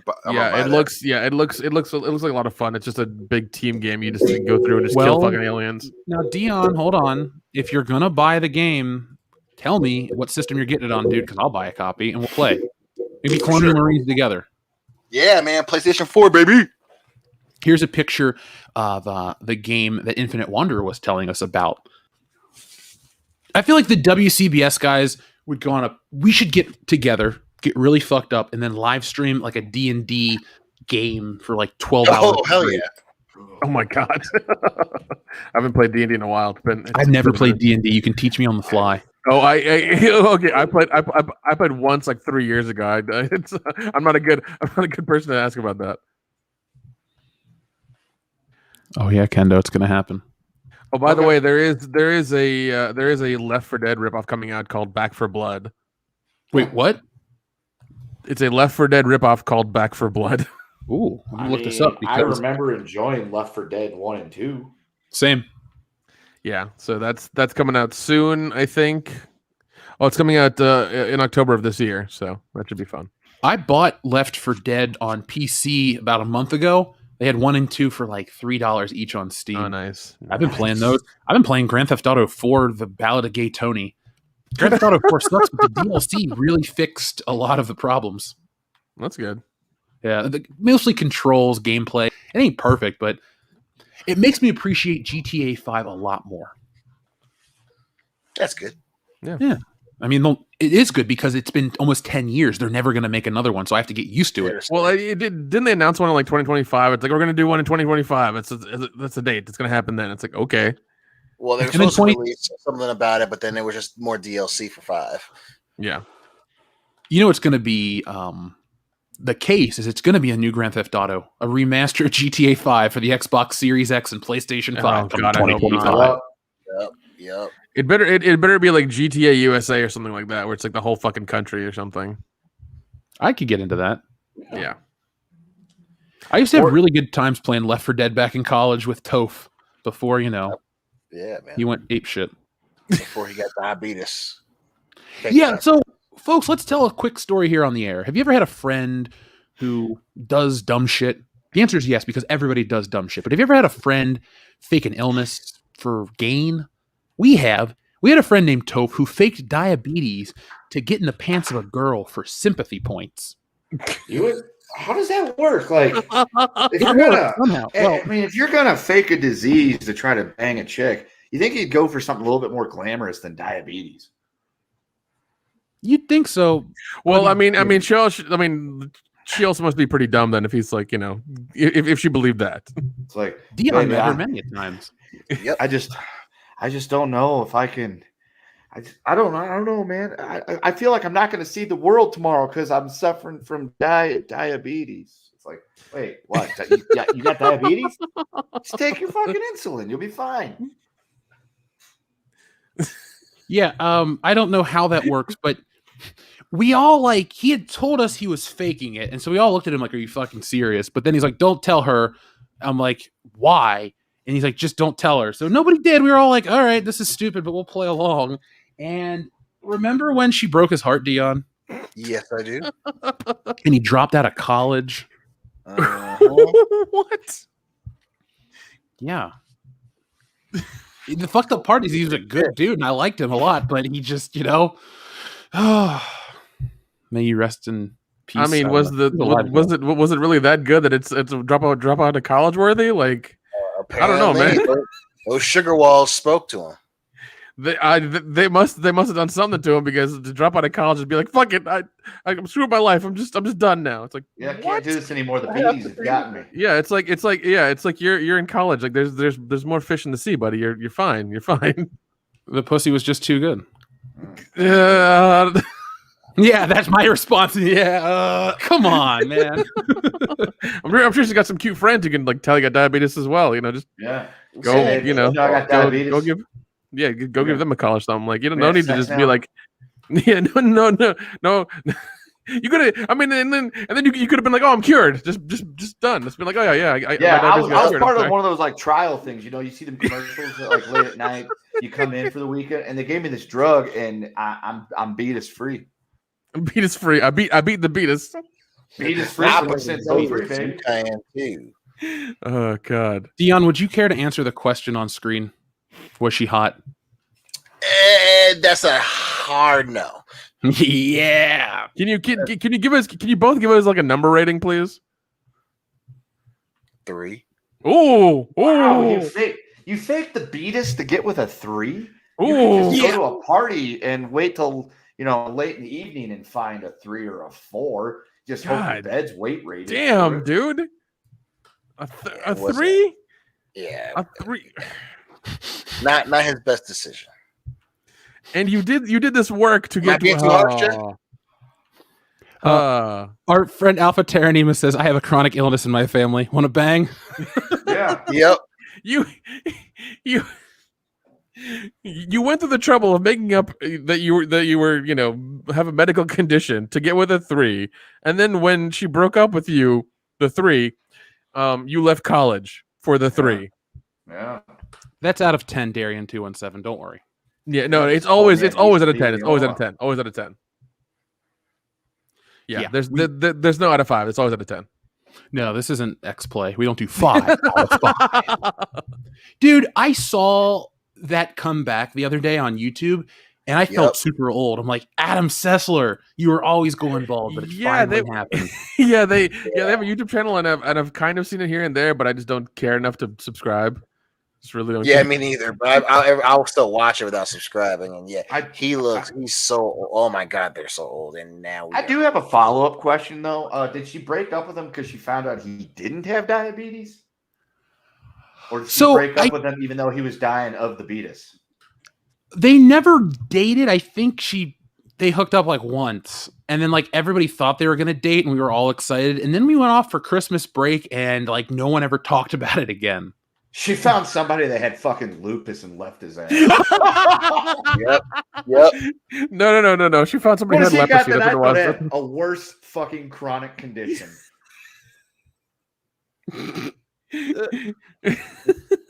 Morgan Webb. Yeah. There we go. Yeah. She's out, man. I wonder is she still on G4? Did she come back? No clue. All right. So, folks, let us know if Morgan Webb is back. Now, back to you guys. Our friend Joseph Citadino says, Chang-Chi proves the Church of Woke doesn't understand Asian culture. If Mickey wants to market to China, they should really look at their media. Zhang Jia books, what Western publishers produce anyway. So, Joseph, we keep talking about the Chinese film industry. It's not just a Chinese film market. They're their own industry where films regularly make hundreds of millions of dollars, billions of dollars that none of us, even in the States, know about. But for some reason, our entertainment changes itself to appeal to a country who doesn't want it. And so now our entertainment is weird, retarded, and political, and nobody wins. Why don't you just understand, Disney, that the other part of the world doesn't want your shit? You can buy up all of our great IPs, but they don't care because they didn't grow up with it. China and Star Wars, you failed every single time. Why? Because they didn't grow up with Star Wars. It doesn't mean anything to them. They have their own lore, their own tales that they tell, their own folklore. Why don't you just understand that a different part of the world doesn't want your shit? Look at how we suffer here. And that's the only reason we care or talk about it. Because look, their movies are different from ours. I don't care. I don't need to have it changed for me, but they change our shit for them. And then we're told we're all these terrible things because we question it. At least people still question this shit. If we all just blindly rolled over, I'd be a little more upset. Right. Ninja Alert Steve message retracted, but thank you very much. Sorry, what were we going to say? No, go ahead. Oh, no, he sent a message retracted. I just wanted to tell him thank you. Oh. Yeah, no, that's what was so interesting about, which again, people do love kung fu movies and the slight resurgence that it's had, but they clearly wanted Shang-Chi to be another foray into China, and like you're just not gonna get that. You're not gonna get it. Yeah, because I mean, it's not even gonna make it to China at all, and it's not even gonna make enough money in the U.S., so it's gonna be a terrible flop. It's gonna be interesting to see what Disney does to try to spin it. I don't know, man. Them toys are selling really well. They're selling so fast that they restock them constantly. Oh, really? Are a lot of them sitting on shelves and just getting bought up, and we just don't see it? Yeah, they're getting bought out, and then they have to keep putting the new stock in there because that's crazy, man. So I didn't know that. I did not know that at all. It's like those WWE Masters of the Universe toys. They're selling so fast they have to keep putting them on the shelves. That's insane. That's insane. Asian Americans are finally getting the hero we deserve. This is an article about Shang-Chi, but from this image you would never know.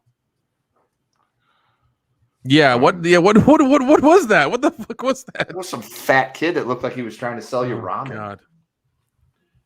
You know what really is the sad part of all of this? It's the New York Times, it's the media cycle that's going to turn people off from this. I haven't seen this movie. This is the first, literally the first Marvel movie that we're not covering. One thing I think is highly bullshit is that they're all putting like this Asian love and this whole thing on this actor, this person, and I looked at his Wikipedia, and he spent most of his time in Canada. He probably himself identifies as Canadian, not fucking Asian, not Chinese. He's like, I'm Canadian, it's whatever. And for them to push this on him and him to accept it and accept the money and be their mouthpiece is all in all bullshit. And it just shows you like how, once again, out of touch Hollywood is. Yeah. And so I enjoy that all of these articles aren't about how great the film is. It's about Asian Americans and representation. And I know I'm crazy here, but all of our lives, Asian actors have been at the, right there. It's big stars. Jackie Chan's always been a household name in our life. Bruce Lee's a legend. I don't understand that just because it's only a handful of actors that are Asian. It's like you don't need a number. It's about quantity, not quantity, but quality. And I'd say some of the big guys and women like Michelle Yeoh have reached mythic status. They're above actors and they're looked at differently. I think that's a greater that's something more important to say about how society sees people from every walk of life than a fucking superhero with a Marvel branding on it. Right. Exactly. I'm looking forward to us being branded as anti-Asian when we don't review this movie. Nick, did you find a copy? Have you set sail yet? No. Hey man, I've looked high and low, and I can't. It's not anywhere out yet for sure. Trust me, I'm still looking, and I can't. I'm looking for a copy of the current Candyman movie as well, and I just can't. Well, I have great news. Shang-Chi doesn't have a release date in China, and this chart shows why that's a big deal. This is from CNBC, published 2 hours ago, so it doesn't look like because even they don't want to fucking watch it. Yeah. So, long story short, and what I'm going to do is pull this list up. There have been China makes up more of a box office for Marvel. And the one time they make something to try to appeal to that box office, they're going to really lose interest. So Ant-Man made 20% of its haul from China. Avengers Endgame made 22. Avengers Infinity War. Avengers and Ant-Man are big, very popular over there. Some of the weirder shit, like Black Panther did not do well in China. Are you kidding me? I wonder why.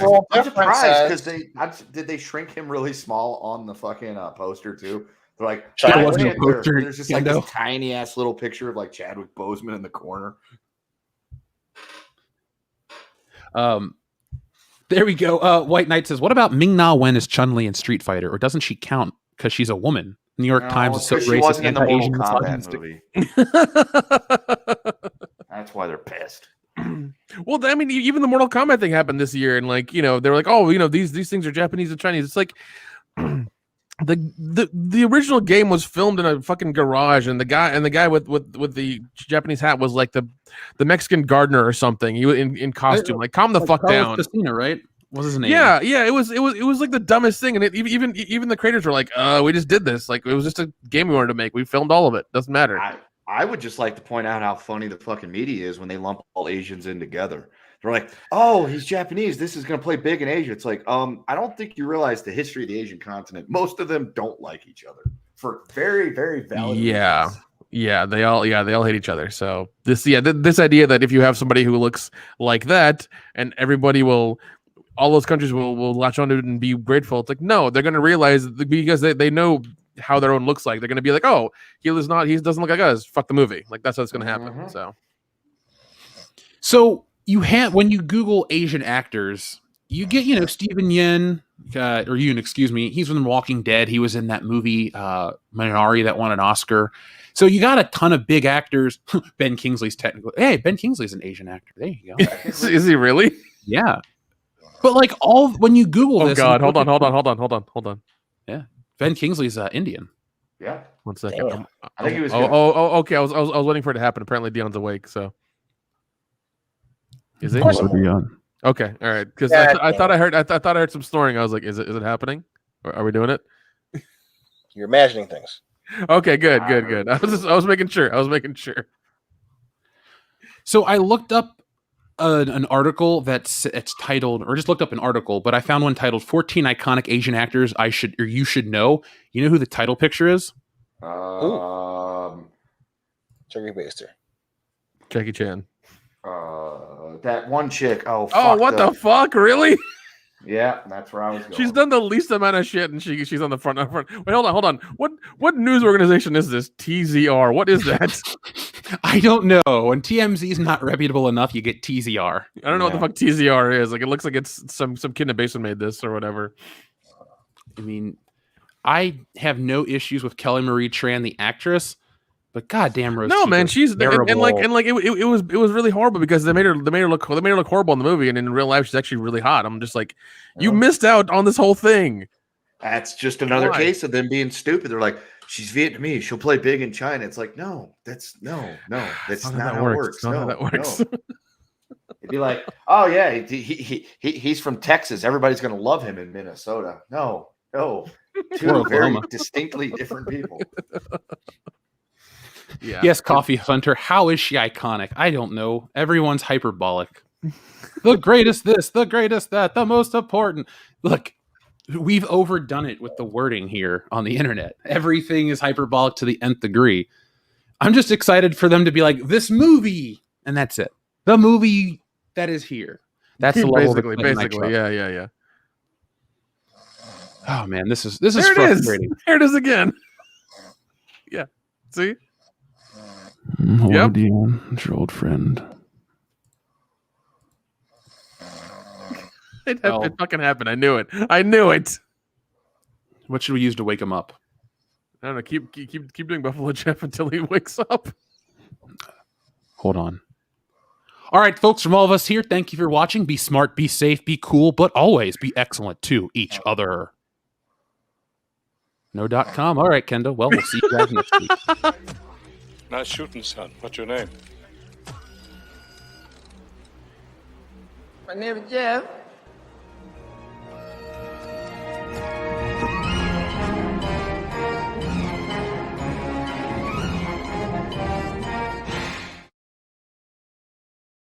All right, Dion, we're off. He's still asleep. God damn it.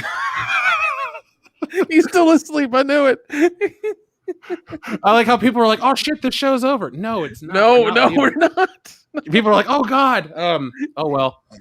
So let's move on, shall we?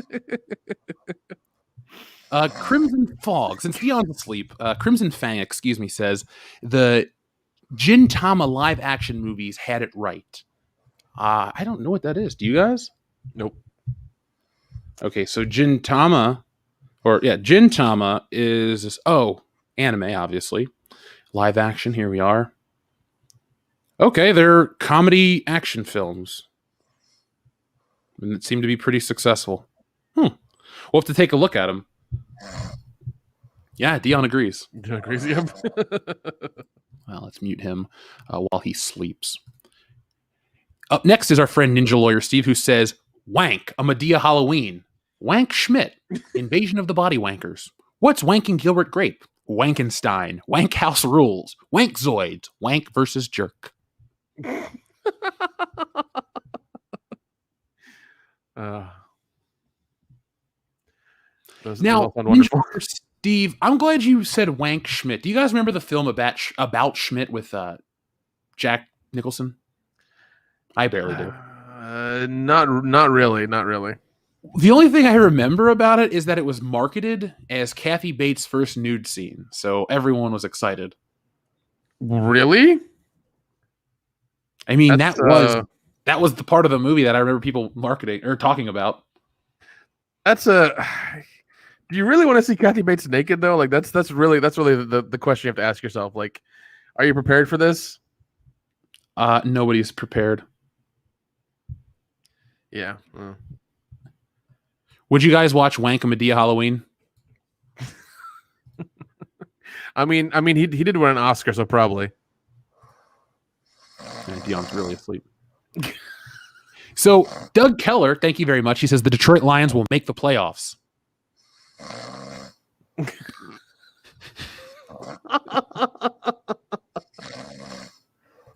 All right. Poor, it's Dion's all tuckered out today. It must have been a rough day for the guy. We're not even to the second hour. I know.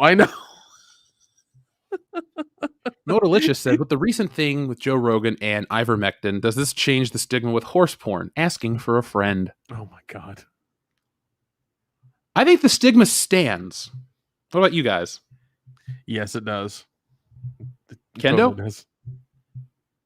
Kendo agrees too. Yeah. Kendo, are you asleep as well, buddy? You getting a sandwich? Getting a beer? Dion sounds like ETEP. That's what the chat says. One rough girl says, yes, give me old school 90s are hot men saving big B women that fall while running from killers. Bring it on. Oh, geez, man. Oh, God, I fucking love those movies, slasher movies. Actually, I'm reading a book right now called Final Girl Group or whatever. It's let me check it. Girl.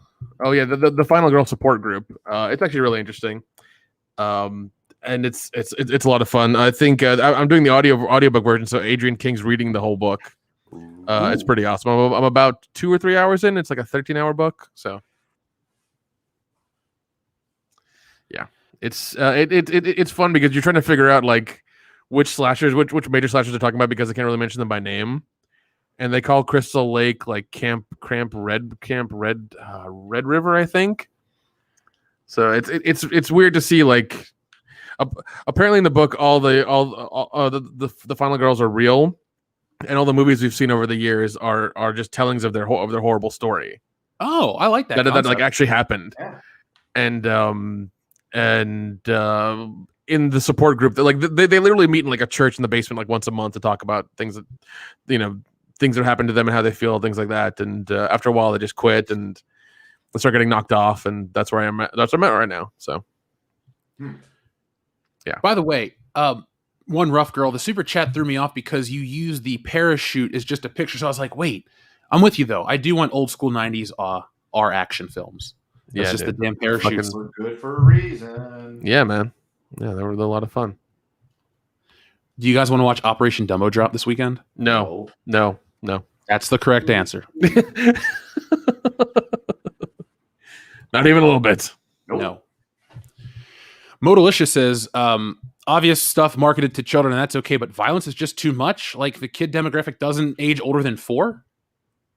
Yeah, we learned how weird they market to kids. And if you go back into the 80s, they changed legislation with cartoons so they could basically find a way to market to you for hours and hours in the form of a cartoon. Yeah, and well, even now, I mean, doesn't some toy company not allow guns in their toys or some shit like that? Like they've done that recently or whatever? It was DC putting out an edict for no guns to come with their... Some of the stuff is expensive, high-end stuff for adults that kids were never going to get. So... Yeah, I don't understand that. I don't get it at all. I don't either. No, makes no sense. Primer, thank you very much for your generous super chat. He says, random thought, but I think it'd be great if all popular superheroes were in the public domain. That way we could write and draw our own Superman or Spider-Man stories, selling good comics to the fans. I mean, that's interesting concept. Yeah, very, very interesting. I would hope with something like that, like the cream would rise to the top, but probably not. Yeah. Well, the beautiful thing is, Primer, that with Comicsgate and the way things are going, people now have an opportunity to create and fund and do more books. I mean, look at us, look at Mandy Summers, Ethan, obviously. Like, tons of people are out there creating their own thing. So I think Superman should be in the public domain at this point. I would like to see that experiment because who can do it worse than DC? Nobody. They've ruined the character right now. That's true. Mm-hmm, mm-hmm. And oh, go ahead. I was gonna say, yeah, who knows? I mean, we could get some cool fan films, and then those people who make great fan films could, get real deals and make actually good entertainment. So, who knows? Modalicious, thank you very much. He asks, how did Freddie Prince's dad die again? He killed himself. Yeah. The Oscar-nominated A-hole says, I stole my ex-girlfriend's wheelchair. Guess who came crawling back? Love you guys. Been listening to what? Keep it up. What? Hot Wheels lead the way. God damn, that's a spicy one. Holy shit, that's good. Yeah, but Oscar-nominated A-hole, thank you for being here for since 2018. That reminds me of one of my favorite jokes as a kid. Oh, I'll tell you later. Okay. All right, fair enough. Thank you, the Oscar nominated hole for the super chat, obviously, but thanks for being here for over 3 years at this point. We have a birthday coming up, guys. Our channel birthday is in about a month and a half, so we'll do something special. Let's see, are we going to be streaming? What is it? What is it? 6 years now? It'll be 6 years on the 21st. Oh, we God. launched this podcast on Back to the Future Day, October 21st, 2015. Yep. Which just so happens to be my birthday, so I got lucky. There you go. Oh, shit. We might not broadcast this year because my actual birthday is on the 21st, which is every year because I'm retarded. But no, it's on a Thursday this year, so maybe we'll do something special. We'll do a pre-recorded Jeff celebration stream. Yeah, I will be in California, sadly. Doug Keller says, Jeff, we still need to schedule our James Bond stream. I've been busy lately, but I still want to do it. Doug, it will happen when, I'll be back from Horror Hound in about 2 weeks, and we'll keep it open, Doug, because we definitely want to have that conversation, and I'll see which one of the guys is available, and we'll try to get together, and we'll all have fun, hang out, talking about James Bond. So I'll do it. There you go. Well, it's not hard to twist your arm to make you watch James Bond. Yeah, nope. That's true. That's true. Adam Walford says, No Time to Die, Dr. No, No Time to Die, Dr. No, out of time, Goldfinger. There you go. There's a way you can tie the titles together. I like it. After a while, Crocodile. Doug Keller says, hey, Jeff, since you're a big Bond fan, have you ever played the Splinter Cell games? Oh, yeah. You guys play Splinter Cell? Nope. Not in a while, man. Not in a while.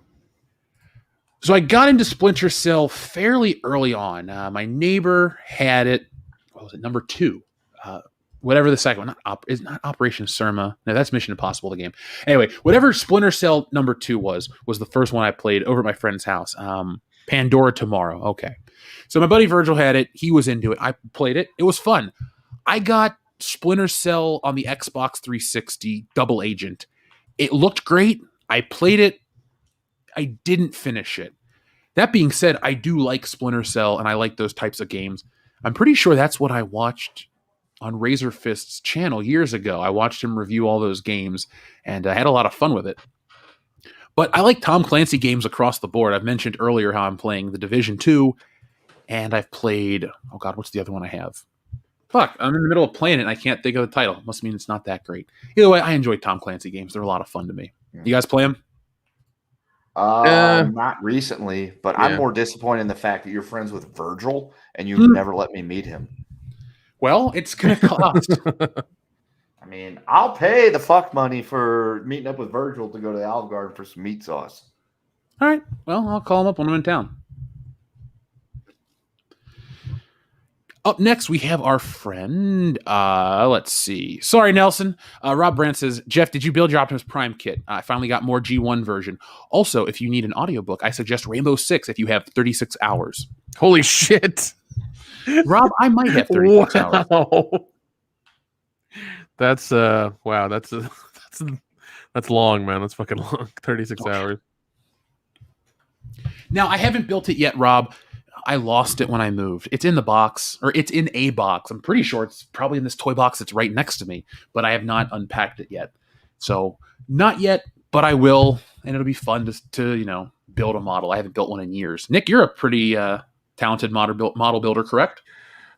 Man, haven't done it in years, man. I really do want to get back to it, but life is hectic. So, yeah, I would love nothing more than to just build Legos and build models for the rest of my life and just get paid to do that. That'd be great. So what we all do is we work really hard to build it up. Then we retire, and then we live stream our retirement. So I'm going to buy a 3D printer and make toys. You're going to build models. Kendo's going to fly helicopters. Dion's going to sleep. Yeah. Dion's going to get a mattress and just sleep. That's all. That's kind of how I want to live. So up next, we have our friend Darian217 who says, Mortal Kombat GIF 7, Merry Mayhem rent on Assassin Stormtrooper falling downstairs. Where are my horses? GIF Buffalo Jeff. Dion, sleep tight. Let's see if he's awake yet. Nope. Now, to respond to your requests in the super chat. Is there a way you can turn on his camera with Without him knowing, can you do that or not? Is that just Oh too God, creepy? no, that'd be horrible if you could do that to people on your show. Yeah, you know how many fucking tubins you'd catch? I'll tell you guys something funny off air. Stuff that was almost on camera the other day. Oh God. Yeah. I was on a Salvador stream and Jesse walked in the room. So let's see. The first one Darian217 asked for was a Mortal Kombat gift. Let me get the other computer pulled up and we will do these for you appropriately. So Mortal Kombat, which one? Kendo, do you have a favorite Mortal Kombat? Number 1. Oh, it's the first one? Okay. Thank you, Darian217. Now, this is for your Merry Mayhem request. This one's actually pretty fun. I just like this button.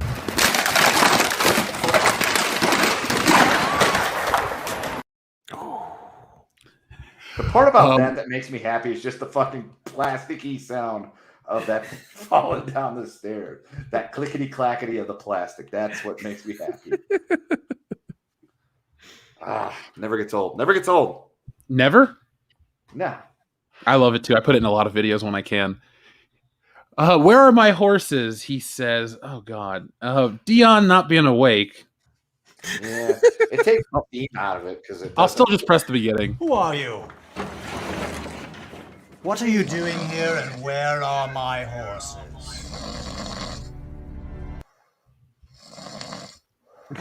Did not a reaction. Nothing. Primer has an interesting film title before we get into our next segment. Wanking at Blood Fart Lake. Damn. What? Hold on. Blood Fart. Okay. God damn it. He's referring to a movie called Terror at Blood Fart Lake, and there's also Return to Blood Fart Lake as well. So these are real movies. Yeah, well, Nick, tell me about Blood Farts, shall you? Yes. Let's see. Terror at Blood Fart Lake. The Legend of Blood Fart Lake is legendary. When a group of college kids head off to their friend's cabin for a little high-octane sex weekend, they will get more than they bargained for in the form of the evil scarecrow killer, Jimmy Van Brunt. Seems like nobody is safe at the spooky cabins in the woods by the lake these days. That's the official IMDb description. So you're welcome. High-octane sex weekend, that's what gets me. Yeah. The movie is free to stream on Tubi, so enjoy that, ladies and gentlemen. Everything's free to stream on Tubi. Tubi has been killing it lately with a lot of their like horror and horror-esque stuff because I don't know what's happening, but like I tried to get to the end of that category and I couldn't. I tried for 30 minutes. I couldn't get to the end of it. What I hate is on our TV we get these ads from it's not really an ad, what it is, but like Vizio puts it on the homepage and it's like this is new. We get 1,000,001 things from Tubi. It's like I kind of want to watch them all, but I kind of would like the option to not have to look at Tubi ads all the time. So I think I'm going to get rid of smart TVs in the future. I hate them. That's why I have Rokus, because I can just plug them in and they do exactly what I want them to, and there's no bullshit. I hate a TV that already has a pre-programmed into it. Like I try to get ones that aren't smart at all anymore. I fucking hate them. So folks, we're going to check in on Dion real quick because we're about to play our new game. Dion, are you awake? Nope. No, you can't even time this better. So, folks, we're going to play our new game, One Gotta Go. I've been seeing these all over the internet, and now I want to play along with you. So, we're going to play a nice round, all movie related, but you guys can send yours in. You know what to do. Make them difficult, because some of these are, some of these aren't, but they're all fun. So, you guys ready for the first one? Yep. Oh, yeah. Let's do it. All right. So for those listening out in Radio Land, One Gotta Go, The Never-Ending Story, Ghostbusters, Gremlins, or Beetlejuice. Now, Nick, since there's a strong horror slant here, you go first. One Gotta Go. Which one? This is easy as hell. Never-Ending Story. Done. All right, Kendo. Yeah, easy as hell. Never-ending story. Bye-bye. Yeah, I'm going to also go with The Never-Ending Story. I don't like that movie at all. Dion?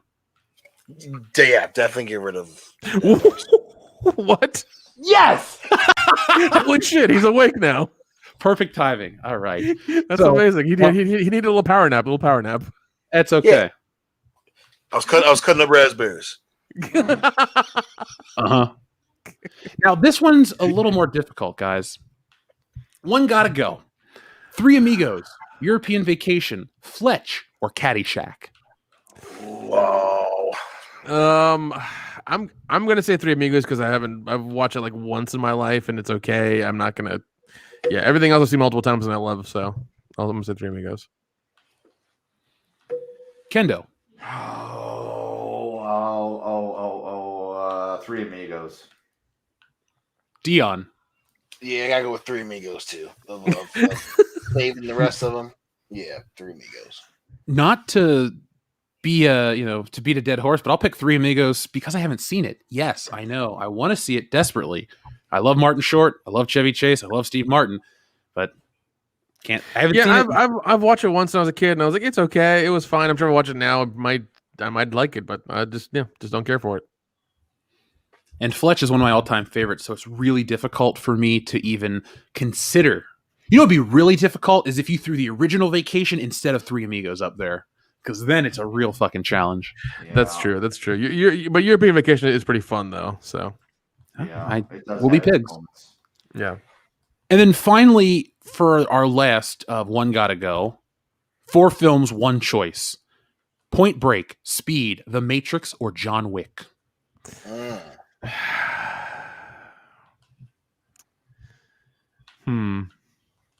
I'm sorry, but goodbye, Speed. Damn. Damn. I do love Speed as well. Speed is one of those crappy 90s action movies that you have to keep because it it doesn't it's a ridiculous amount of action and it's a lot of fun too. It is. I don't know. Point Break. Point Break. That's my decision. Point Break. I'm not happy about it. God damn it! But it's Point Break. So is everyone besides me gone? Yeah. Oh, okay. I'm gonna go with the first John Wick. Ouch. Because it's not wiping him away from existence. I like John Wick 2 and 3 more than I like John Wick 1. So if I can watch, the other 2 John Wicks, still, sure. But Point Break is too guilty of a pleasure. Speed's ridiculous, but I fucking love it. And The Matrix is The Matrix. It's not even up for debate, but okay. Yeah, Speed does kind of suck. I don't know. God damn. No love for Speed, really? Okay. Sandra Bullock is wonderful in other movies. I don't know. No. She's like a piece of paper in this movie. It's fine. Her acting's not the best, but I'm just saying the overall ridiculousness of the movie.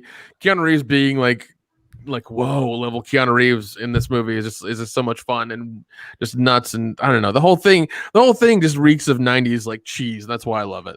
And dude, Dennis Hopper gets decapitated on a subway train. Yes, exactly. And the line afterwards is like, because I'm taller than you. Like that's his fucking. That's his line. Yeah, I'm taller. Like yeah. What is that? That's his line afterwards. Yeah, I'm taller. It's like, okay, good for you, buddy. And just the overall constant destruction of everything is just so much fun. Oh man. So I guess this week's theme will be the movies. I guess next week we can do foods. Nah, we'll keep it entertainment based, folks. So Dr. Coffin-Nails, I'm sorry, but you're wrong. Speed is awesome. I'm sorry you live that way. Food is really. entertaining. Is it? Oh yeah. You can eat Speed sucks because of the sequel. Okay. Speed sucks because of the sequel. Yeah, I know. That's what I'm talking. That's why we're talking about the first one, not the second one. If that's the case, then The Matrix sucks because of the sequels. That's true too. Yeah. And John Wick's the best movie because of the sequels. So there you go. There you go. Also accurate. Yeah. We can do that too. Yeah, Speed 1 play is this great. game all Speed 2. Speed 2 doesn't make any fucking sense, and it's just ridiculous. Hey, Kendo, speed round, all right? Right here. This is for everybody. One has to go. Chipotle, Red Lobster, McDonald's, Burger King, Taco Bell, or Popeyes. McDonald's, bye. McDonald's. Hate them. Don't need there anymore. Dion? Yeah. Which one would you pick to go? Chipotle, Red Lobster, McDonald's, Burger King, Taco Bell, or Popeyes? It's Red Lobster. It's a shadow of its former self. I mean, that also is an accurate statement too. That's true. I can't disagree with him there, but I'd rather go to the shadow of its former self, Red Lobster, than McDonald's. I will have to cut the thing I've probably eaten the least recent, and that'd be the BK Lounge. I just don't go to Burger King ever. There's no reason for me to, think Chillin' about it did anymore. say Burger King's open late. We just don't have them around here. I live across the street from Taco Bell, so that's always a nice choice. But then again, what isn't when compared to Taco Bell? So that was One Has to Go. That was a lot of fun tonight. Next time, guys, folks, send in yours and make it even more difficult for us because we love the Sophie's Choices of entertainment. One gotta go, but I love them all like my children. Dion, come back. Stay with us. I'm Stay fine. with us, buddy. Birds I on its keep way. hearing you snoring, man. I'm trying to bring you back. That wasn't me. That was just the wind from outside. From the wind from your ass, or from what it was. Hey, Dion, if you fall asleep again tonight, Kick your ass later. Yeah. So, guys, Yo, baby, yo, baby, yo. yo, baby, yo, baby, yo. Say, ow. No, bitch. It's for an audience of one. You gotta have seen the movie, folks. So it's now time, guys, for maybe Kendo and Dion's new favorite part of the show. Well, wait, hold on. Before we talk about wrestling, have we covered everything else? I don't know. Yeah, I think so. I'm looking at the list. Is there any big topics we didn't address this week? No. Hold on, wait. There's a Star Wars. Wait, no, this is a Star Wars rumor. Book of Boba Fett. Are you guys excited? Nope. I am to see Boba Fett running around the galaxy again, but I'm not like mail home to my parents excited. Yeah, I don't. Yeah, I've given up on all of Disney's shows. Star Wars, Marvel in general. Like, I just don't watch any of them anymore. Just don't care. So somebody who sent in a super chat earlier about the Adam Sandler movie. There's a little more. So Adam Sandler reveals Netflix made him remove plot involving China from their upcoming LeBron James produced film Hustle. Yeah, let's unpack that title for a second. Oh, okay. LeBron James produced film Hustle. LeBron James is a fine basketball player, but when it comes to film, he should not touch it. Or sucking off China. He doesn't have a lot to. So because so if I'm understanding this correctly, he tried putting China into the story and they told him to take it out. Yeah. So here we go. Sandler spoke to Netflix interference during a recent interview on the Dan Patrick Show, during which he was asked about his role in the film, wherein he plays a former basketball recruiter who discovers a young talent while traveling abroad. He says, "How do you come up with the idea that you're going to do a movie about a basketball scout for the Sixers, down on his luck, who finds a great player and is going to bring him back to the NBA somehow and reclaim his life?" asked Patrick. And then first revealing Patrick, blah, blah, blah. Say LeBron James and Maverick Carter brought it to me. The actor continues. It was written originally that I find a player in China, and somehow Netflix is not in China. He said, so they were like, would you guys please make it so we find somebody in Latin America or Europe? So next, I'm in Majorca. And that's how it happened, as Patrick. Sandler said, yes, it was originally I find a player in China. The actor then revealed he was going to star. Anyway, the rest is a commercial, but there you go. More stupid political reasons. We're not in China. You can't put China in your film. Doesn't that suggesting that basketball players don't go to China when they don't have it to play in the NBA here? Because that's not true.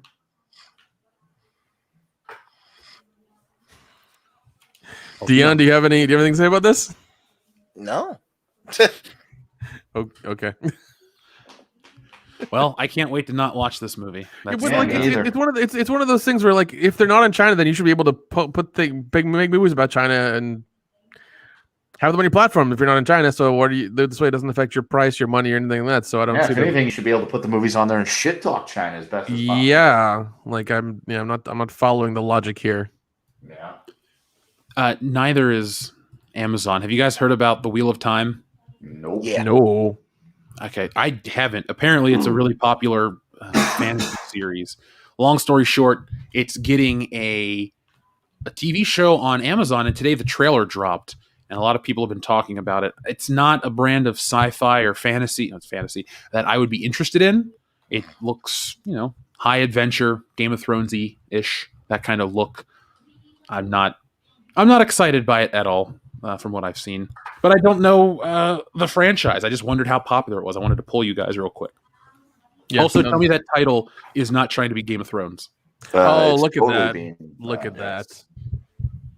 Hey, there's something Yeah. else that came out that was like really immensely popular. We should copy the logo. Oh, okay. Oh, dude, this is tough from Primer. One gotta go. Star Wars or Indiana Jones? Oh. I'm gonna have to go with Star Wars because, well, no, because that logic. Because I say because there's 3 great Indiana Jones movies and just one that ruins it. Star Wars has 3 great movies, 3 okay movies, and 3 terrible movies. Yeah, that's why I'm looking at it as well. It's just like Indiana Jones is like the less fucked with franchise, so kind of leaning that way. Yeah, but Indiana Jones 4. Okay, no longer can I use that argument. Well, the 4th Indiana Jones movie. Look, Indiana Jones 4 is terrible, but then there's The Force Awakens and The Last Jedi and The Rise of Skywalker and Solo, a Star Wars story.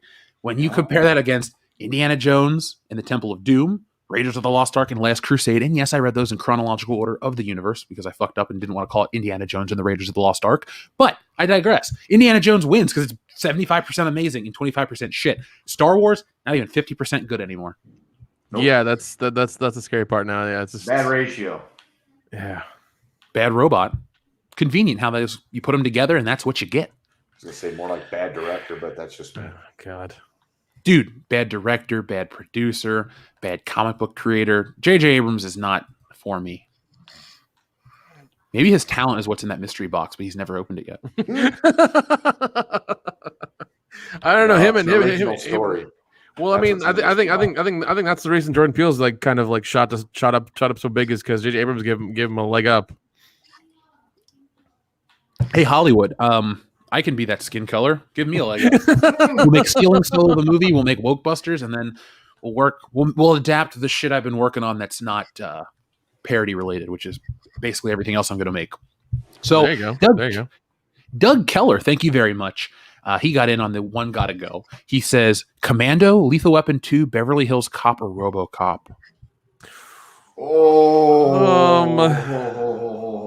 My fucking face right now. I'm staring at the camera. I don't know what to do. Jeez. Hey, Dion, do you have a choice? Okay, never mind then. He said RoboCop. Yeah. So RoboCop's getting evicted. I honestly will pick RoboCop because Commando, Lethal Weapon 2, and Beverly Hills Cop are 3 personal favorites. I respect RoboCop, but I don't like it enough to even own it. So that's what's getting cut. I don't care enough about RoboCop to have ever purchased the film. I don't know. Commando in itself is a wild ass movie, and I do love it. Because the beginning, when he's like this big strong guy, and he's with he's like with his daughter, and there's a deer, and there's the ice cream. Jenny. Yeah, and then like they take her randomly out of nowhere, and like he has to fly with that guy, and he kills him, and then gets off the plane, and finds the other guy, finds the dude from Warriors, and he says his line. He said I was gonna kill you last. I lied, and then just lets him go. Like it's a whole. Remember, Sally, when I promised to kill you last? That's right, Major. You did. I lied.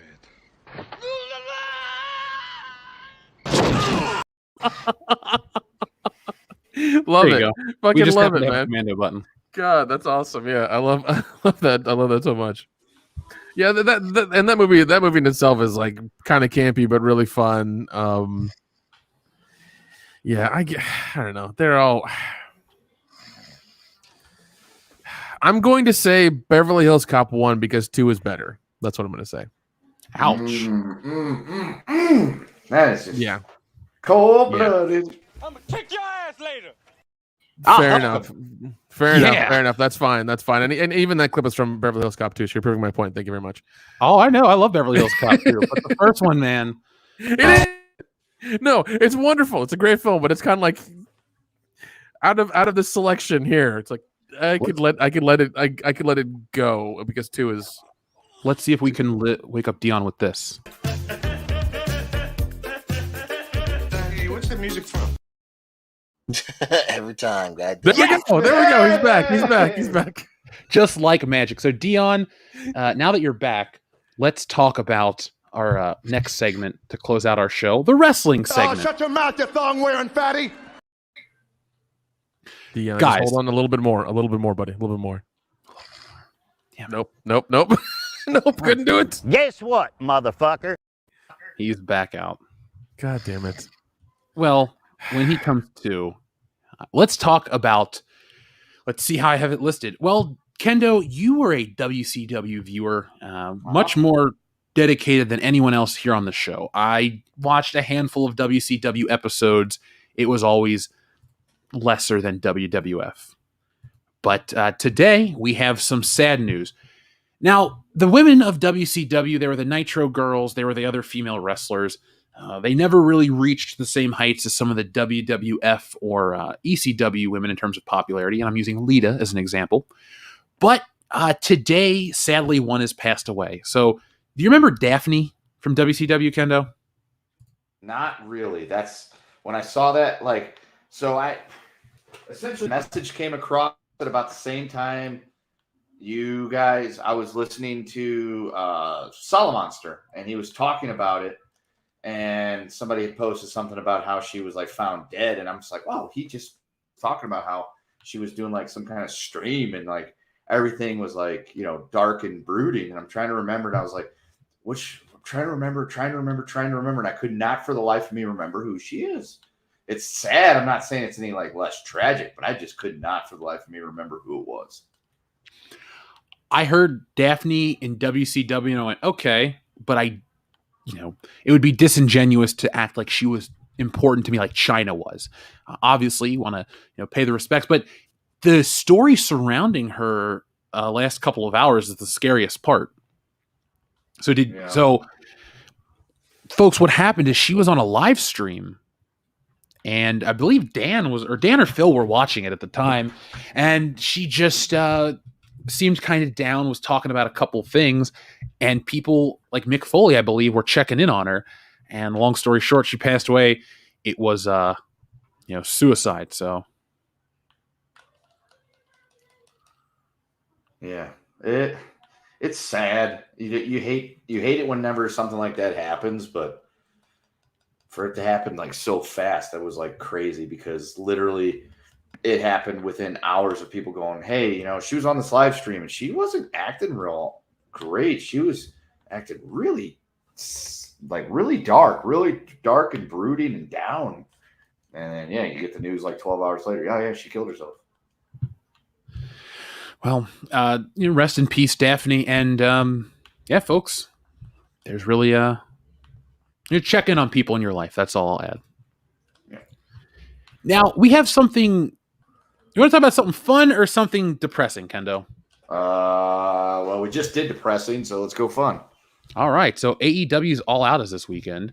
You and I were kind of excited to talk about this before we went on the air, because Kendo and I are in agreement. We're going to buy a pay-per-view. Why? Because if there's shit out there that you like and it's the alternative, the counterculture, the alternative to any form of entertainment, maybe support it. Now, I have been a WWE fan since 1999, and I'm fed up with it. I love the art of professional wrestling. I think there's great stories to tell, and I shit you not, with the exception of Nick, every best friend in my life was formed somehow through wrestling.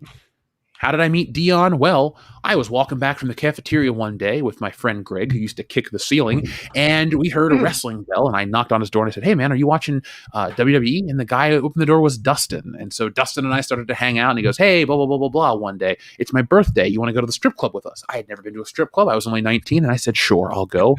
And so I met Dion and Hillary on the way to that strip club, and we've been lifelong friends ever since. But wait, hold on. There's something I need to ask. Were Hillary and Dion going to the strip club as well? Yes.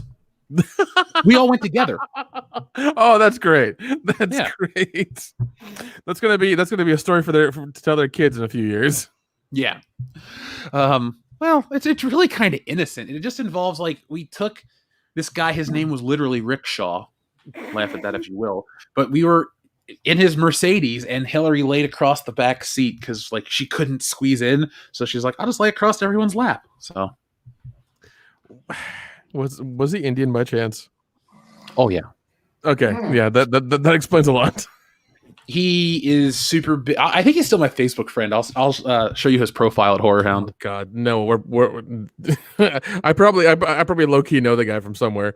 Oh, well, he's from Michigan, so if you know people in that part of the country, that's where he is, or at least was at some point in time. Oh well.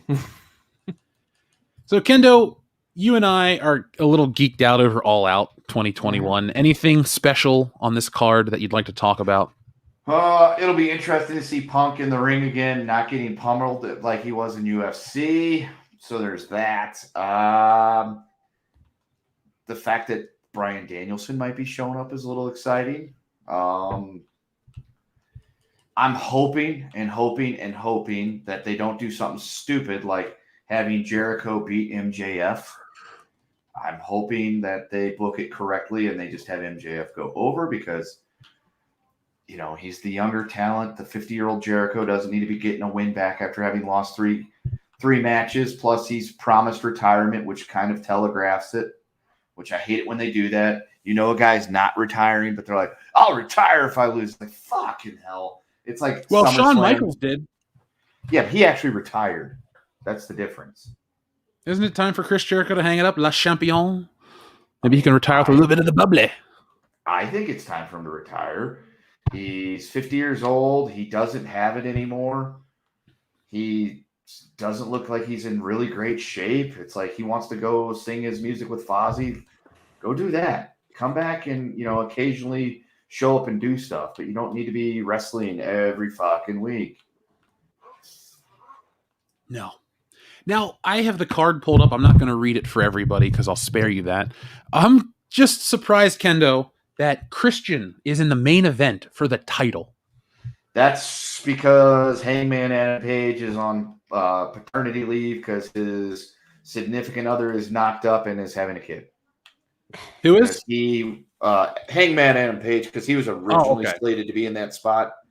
But then I guess he went on daddy leave. And so Christian is now in that position to be in the championship title match main event again. Well, it's not the main event. Darby Allin versus Punk is going to be the main event, but Christian is slated to be in that spot versus Twinkle Toes McFinger Bang.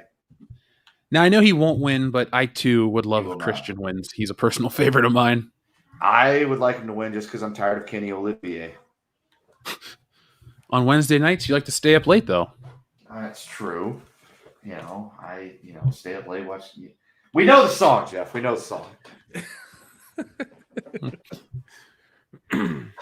So yeah, folks, we're gonna watch that. We'll have a review over on Patreon as bonus content if you're interested. But next week, we wanted to tell everyone there won't be any live shows on this channel. I'll have videos, but no live shows. Why? Because we're traveling to Horror Hound. I will be leaving for Cincinnati on Tuesday, so no High Council, and then Thursday.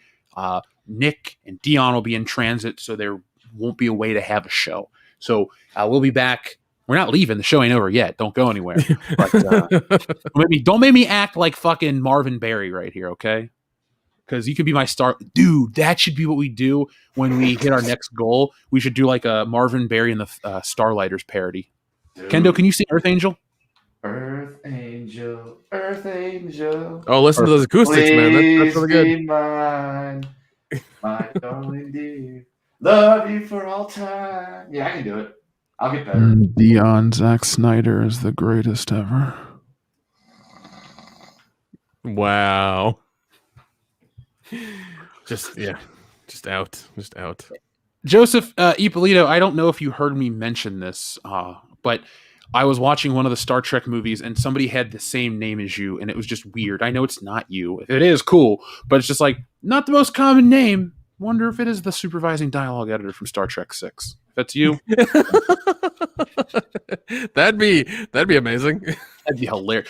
One of our listeners, this isn't like us doxing him, and he still listens, was a stunt guy on the Marvel shit, and he was talking about. I think he messaged us some of it during a show one time, and he was telling us like all the behind the scenes stuff. So it was interesting, man.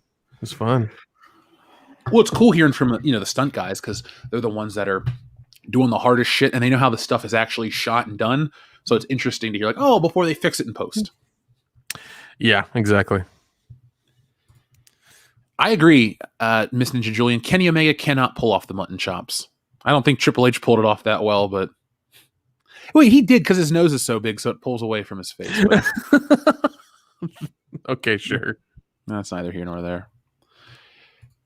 Now, the thing we talked about.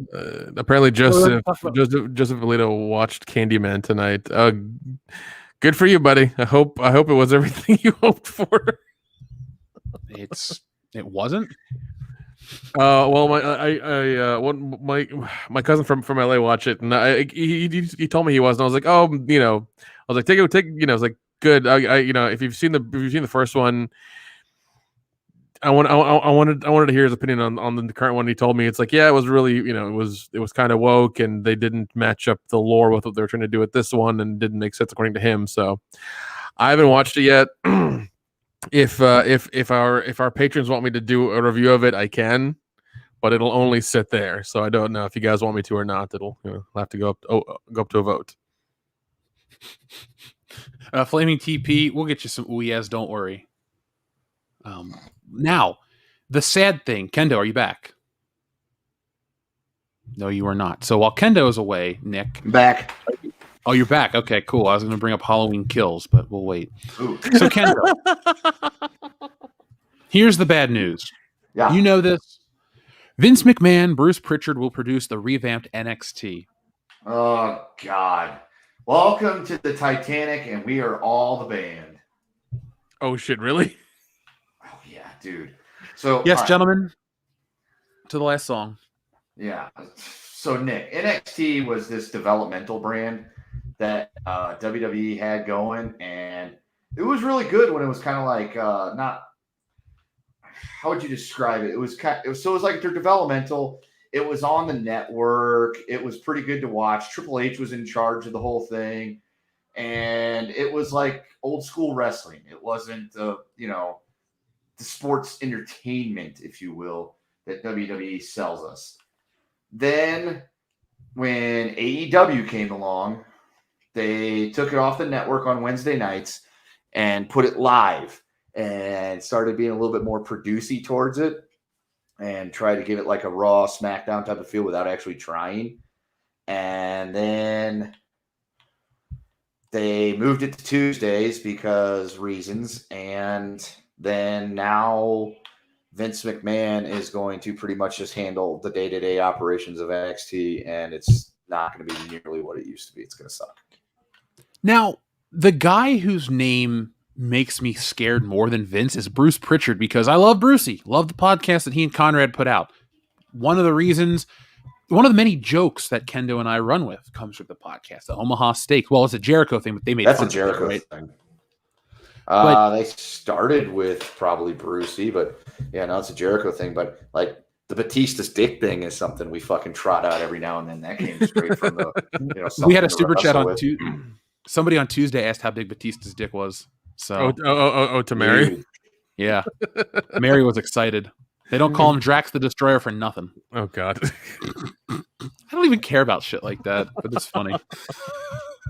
So, with Bruce Pritchard, though, like the guy, I think this is like Star Wars and other things where you have people that are out of touch. At one point, they created wonderful things. They helped influence the Attitude Era and usher in all kinds of great historic wrestling angles, great entertainment, great pop culture moments. But a lot of it, find me a creator that gets so old and still is in touch with his audience, because Vince McMahon is not. He's almost 80 years old. He 75. Finds fart jokes. He's how old? 75. All right. Holy shit. He's a 75-year-old genetic jackhammer. Jeez, the guy he's too old. How old is Shane McMahon? Like 50, 51-ish. God damn, they're all old. Shit. Hey, Nick. We're old. Okay. True, but not by their 50 and 70 are way up. Yeah, we ain't that old. Yeah, we're not there yet. We're close to it, but we're not there yet. Yeah. slowly chugging along one day at a time. Yeah. Wasn't that a TV show with Mackenzie Phillips or something? Maybe. Oh, one day at a time? Yeah. The guy was like If you're watching the show right now, was that a show with Mackenzie Phillips? Maybe. I just don't think that's in our wheelhouse. No, I don't think we would have ever, on any stretch of the imagination, been the target audience for that. Well, let's move on away from that, shall we? So, yeah, the NXT is probably going to die. Yep. I wouldn't be surprised if the WWE has made a lot of big like money decisions, but creatively is like in the woods right now. They have no clue where they're going. Oh, WrestleMania is going to be a big deal. Is it though? Like, why should we care? I mean, I really hope AEW can, get some interest and at least make Vince go, what? And like cause them to do something different or at least improve. That's all I want from AEW, is like just to cause Vince to take notice and be like, oh, they're now cutting into our business. Well, we need to do something. That's all I want. That's all any of us wanted. That's why my anger with AEW is so high. It's because they had the opportunity to finally do something to push the WWE to getting better, and instead they're just doing everything they can to clone WCW from the year 2000. Well, I've been watching videos about WCW, OSW reviews, Kendo. Like I said to you off air, I think we should figure out a way to do something like that, but not wrestling related. That just looks like a lot of fun. Yeah. I think it'd be fun to do something with OSW. I would love that. They're one of my favorite YouTube channels. I've been watching them for years and years and years. So come on, boys. What kind of bar are you, Kendo? Let's see. Right now I'm wearing a red shirt and khaki pants. I am a cherry popsicle. I have blue pajama pants and a cream-colored Spider-Man shirt. I look like an asshole.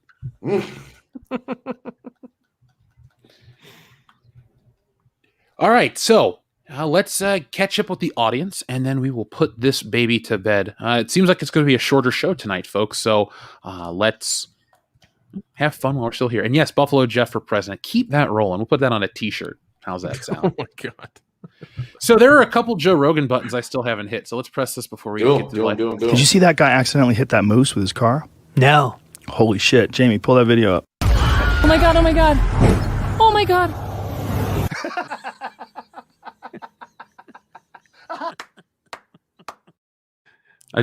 That's a good one. Greg Fitzsimmons, and this is Did you see that guy accidentally hit that moose with his car? No. Holy shit. Jamie, pull that video up. It's Mr. Flatnut to you. Dude, the ooh goes with it too. That's the best part. That fucking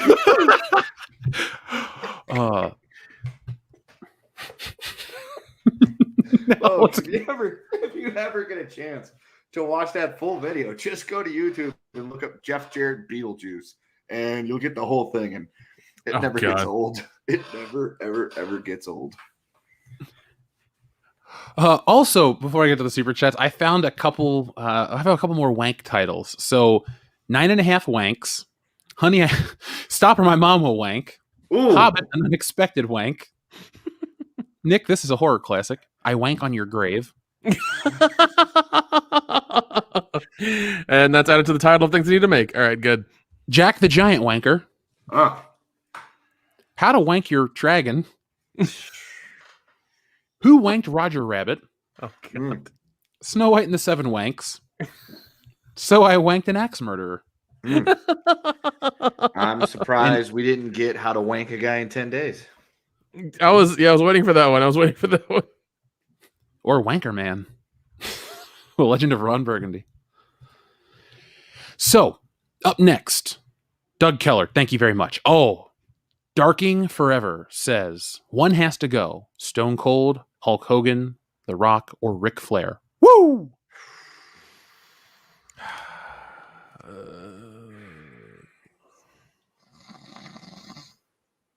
I agree. That's a very compelling argument there. I'm gonna say Hogan. Because I grew okay. You know what? Because I grew up as a WWE kid for the most part, my introduction to Flair was in the mid-90s when he was on the tail end of his WCW career. And because of him, we have Charlotte Flair. Bye-bye, Ric Flair.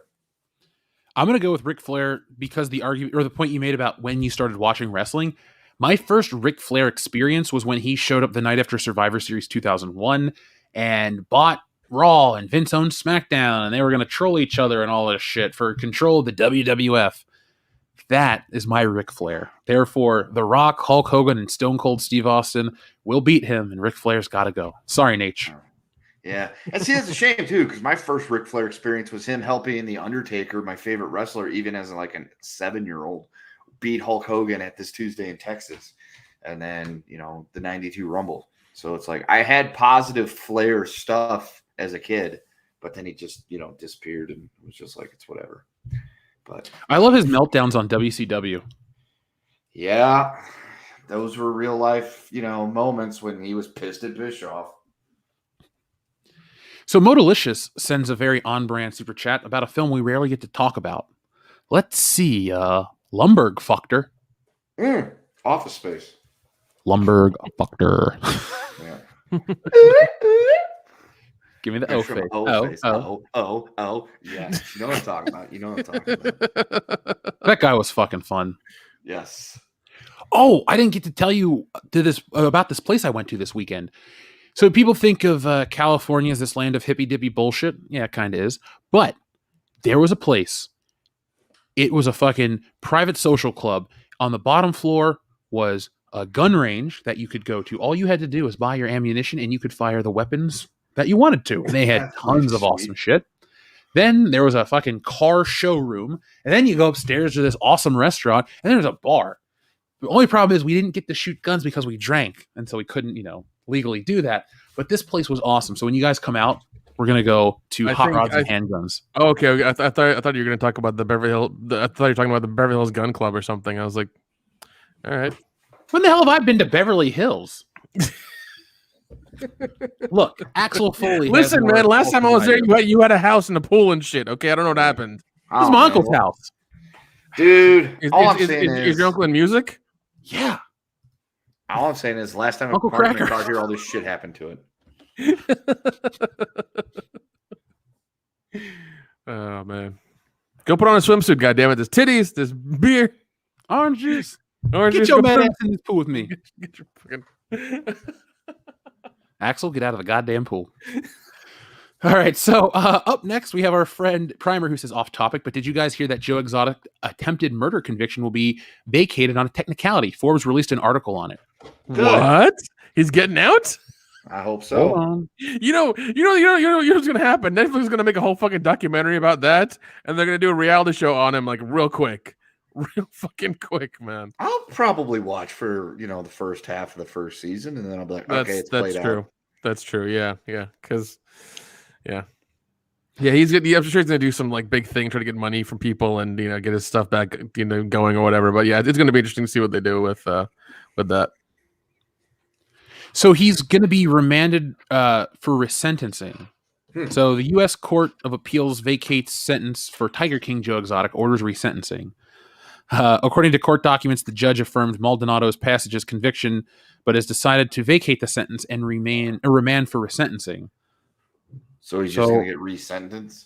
That's what it said in July. This is from July 14th, but I'm trying to find out more. I'll look up Forbes real quick. Because I know towards the end of the former president's presidency, there was a lot of people trying to get him to fucking give him a pardon. Because I remember seeing that like trending on Twitter. It's like, pardon Joe Exotic, and people were tweeting the shit out of Trump before his account got banned to try to get him to pardon Joe Exotic. Yeah, well, guess what, motherfucker? Yeah, it didn't happen. He didn't get your pardon. Oh, jeez. Yeah, I don't know. Like part of me doesn't really fucking care. And part of me is just like Netflix is gonna milk the shit out of that reality show once he gets out, if he does. Well, I mean, part of me also doesn't care, but another part of me wants to see the fucking glorious shit show that comes with it. It's gonna be so much fun. So much fun. I just miss when Joe Exotic actually mattered. Well, and remember when Joel McHale did that like really dumb like Zoom documentary about like what happened afterwards?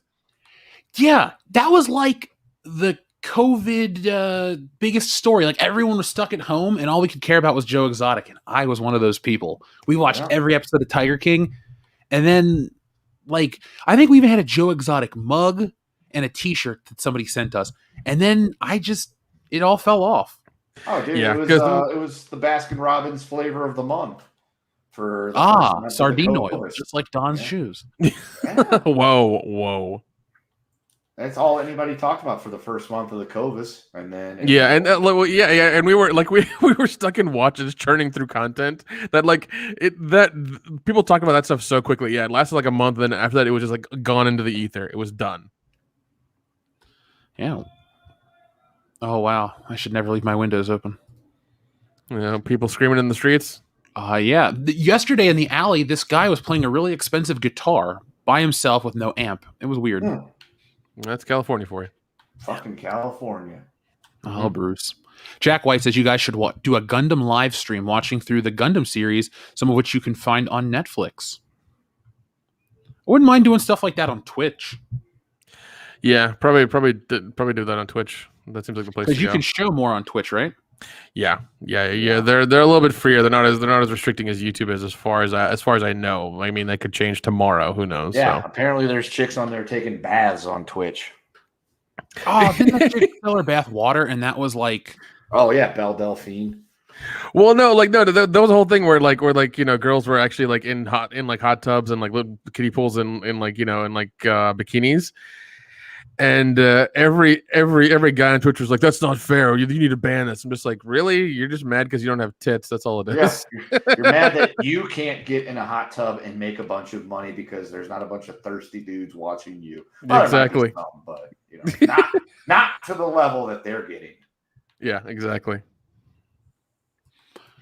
Kendo, before we leave, I watched this documentary the other day on McDonald's Land, and briefly, could you list one or two of the McDonald's Land's characters outside of Ronald McDonald? Oh yeah, there's the constable. There's Grimace, that bird, the Hamburglar. There's got to be some more, but it's Mayor McCheese, the Hamburglar, the Grimace. Nothing can kill the Grimace, and that one bird, and that's about as far as I can get right now. Well, first off, John Ghost, thank you very much for the You Are Amazing Super Chat sticker. We greatly appreciate that. And you.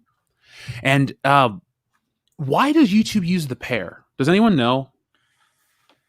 Because it's the Grimace's cousin.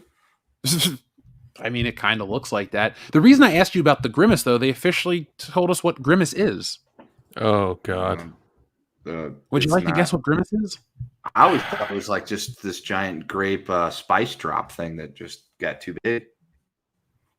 Grimace is a taste bud. What?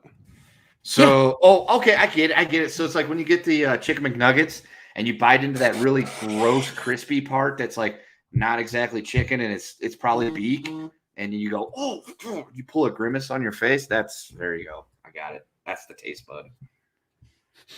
Well, now we know, folks. The Grimace was a taste bud, and as we know, Kendo, nothing can kill the Grimace. That's right. Oh, I forgot about the pirate guy. When you go to the McDonald's, like the little play place thing, he was usually on top of the little like lookout area when you were climbing up the little stairs to go down the slide. Officer Big Mac. Yeah. You should. I'll send you the documentary. It's like a little Yesterworld entertainment video here on YouTube, but they go into the history of McDonald's Land and why they can't use some of the characters. Oh God! Like they can't use some of the characters now because of it being like 2021 kind of thing. No, back in they were okay. So you remember that show, HR Puff and Stuff? Barely, yeah, but kind of. You know of it, right? Yeah. I'm aware of it. Yeah. It turns out in the 70s, McDonald's went to an advertising company, and the advertising company came up with McDonald's Land. But what they didn't know is that the advertising company worked with Sid and Marty Krofft of HR Puff and Stuff and borrowed a lot of shit. So years later, they sued, and they kept going. They kept changing it, and they kept trying to alter it, but it wasn't enough. So eventually, I think it was 1985, they had to stop using Mayor McCheese, Officer Big Mac, and the pirate and somebody else. The Captain Crook, scientist. Say what? I said his name is Captain Crook. Captain Crook. Okay, well, they had to get rid of Captain Crook because of H.R. Puffin stuff copyright. So, and then they changed the Hamburglers design. So I thought it was an oddly fascinating documentary on like corporate reasons why we lost some of our, iconic stuff as a kid. What was it? There's been a lot of articles that I've seen today about the FTC coming down on McDonald's for their milkshake machines or something, or coming down on the company for the milkshake machines or whatever with McDonald's. So, did you watch that other documentary on why they're always down? No. But I heard you in Culture Casino talk about it one time, and I was like, this is fucking complicated. Yeah. Long story short, they just keep that shit in house and always have to fix these machines and stuff. It's stupid. Well, see, this is why we need the Right to Repair Act, like all the way through the U.S. So this way, things can be repaired with with a little bit easier. Well, I'm not going to eat McDonald's after this stream, and no, they're not sponsoring this show. So I don't know, dude. If the McRib was there, I would because I'd have to drive like 45 minutes. God, to McRib. It's not worth it at this point. I just get one tomorrow on my way home. Kendo, you can make your own McRib and it'd be 10 times better. Come on now. I've seen you send us fucking barbecue videos. Come on now. Yeah. That's true. I do know how to cook really well, but I will. Yeah. I say you make your own, buddy. I say you make your own. And it would taste and you could make enough for like a week. What does Dion say about that?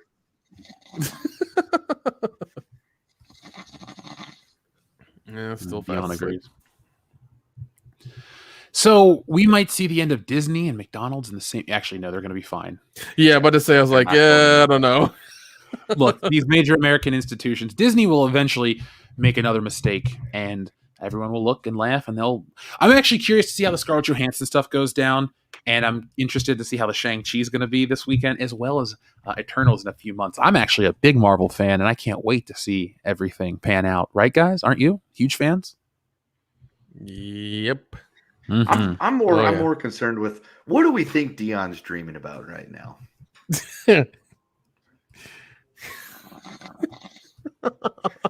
I think Dion is dreaming about.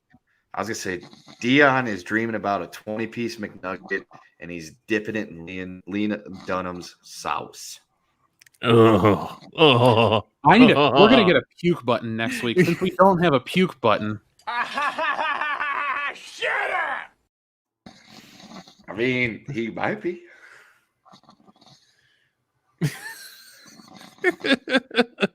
I'm really surprised like Hillary hasn't come back to like wake him up or something. He just falls asleep in that chair. Dion's dream right now. He's walking up to the counter and Lena Dunham's the one there, and he's like, I want to get a 20-piece and I want a vanilla milkshake. And she's like, the shake machine's down. He's like, all right, well, I can just shake you, baby. And then he bangs Lena Dunham. By the way, folks, we had missed a couple super chats, so let's go back up. The Oscar-nominated a-hole says, my grief counselor died the other day. He was good at his job. I don't even care. Also, Tom Hardy for Bond? Oh, that's a lot to unpack. First off, sorry to hear about your yes. grief counselor. Very sorry to hear about that, yeah. But Tom Hardy for James Bond, what do you guys say? Nope. Sorry. I'm okay with that. He just, I don't know. He doesn't have that look that the other Bonds have had. It's just, what about the Peaky Blinders guy? Cillian Murphy? I mean, technically, Tom Hardy is a Peaky Blinders guy. Well, okay, I'm the other one, the main one that you see in the adverts.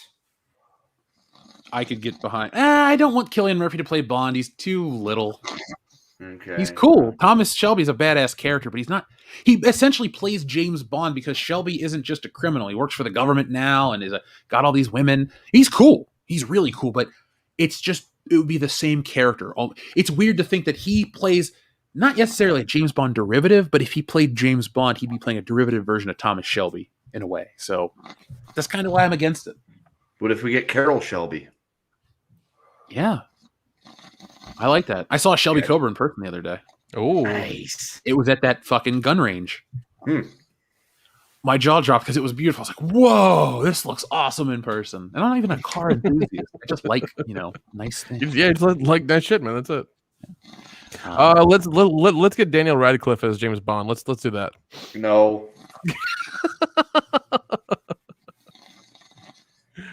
Oh man. Dion's dreaming of the next James Bond. He's dreaming of something. Thank you, the infidel, for your very nice message about the comic. It will be on its or out. The rest we're shipping them out and stuff. We have. You don't understand what 12,000 magnets look like. Sorry, 12,500 magnets look like until you get boxes of them. You don't even know how they work. Yeah, I don't. But no, it's nice to have all the stuff here. Has there been a weird gravity change in the apartment? There's been a polarity shift. Yeah, but is there like a polarity shift or something? Like are there problems with your cell phone signal? Like what's going on over there? Yeah. You joke, my cell phone signal's been shit lately. So maybe there's massive solar flares happening, and outside of being close to the poles, the other safest place is an apartment somewhere in Los Angeles. It's like we don't know why this is happening, but the aurora borealis is really huge right now over lower California. over somewhere in Sherman Oaks. Yeah. Like we're safe from the fires here. Blowing up down here in the Southwest, and it's like, oh, I didn't know it could get this far. No, it's just Jeff's apartment shielding us from. It's all the fucking magnets.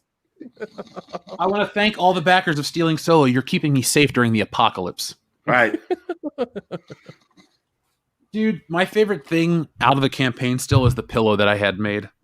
It's fun. It's got Cecil on it. Who doesn't love Cecil?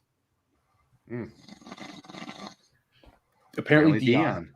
Yeah. Dion, all right, Cecil hater confirmed. Yeah. Oh.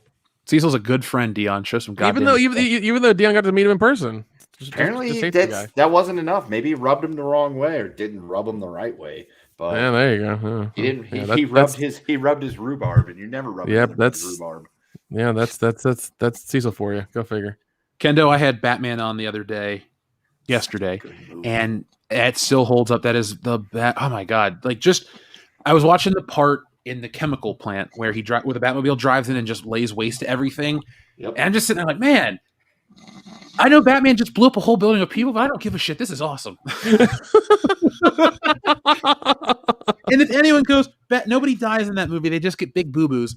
Besides Bruce Wayne's parents getting killed and Bob and Eckhart and boss Carl Grissom, Batman drops a bomb next to that guy's leg. I don't think he survived. There is a ton of henchmen in that chemical factory when he goes rolling in with fucking Gatling guns and grenades and he blows the shit out of it.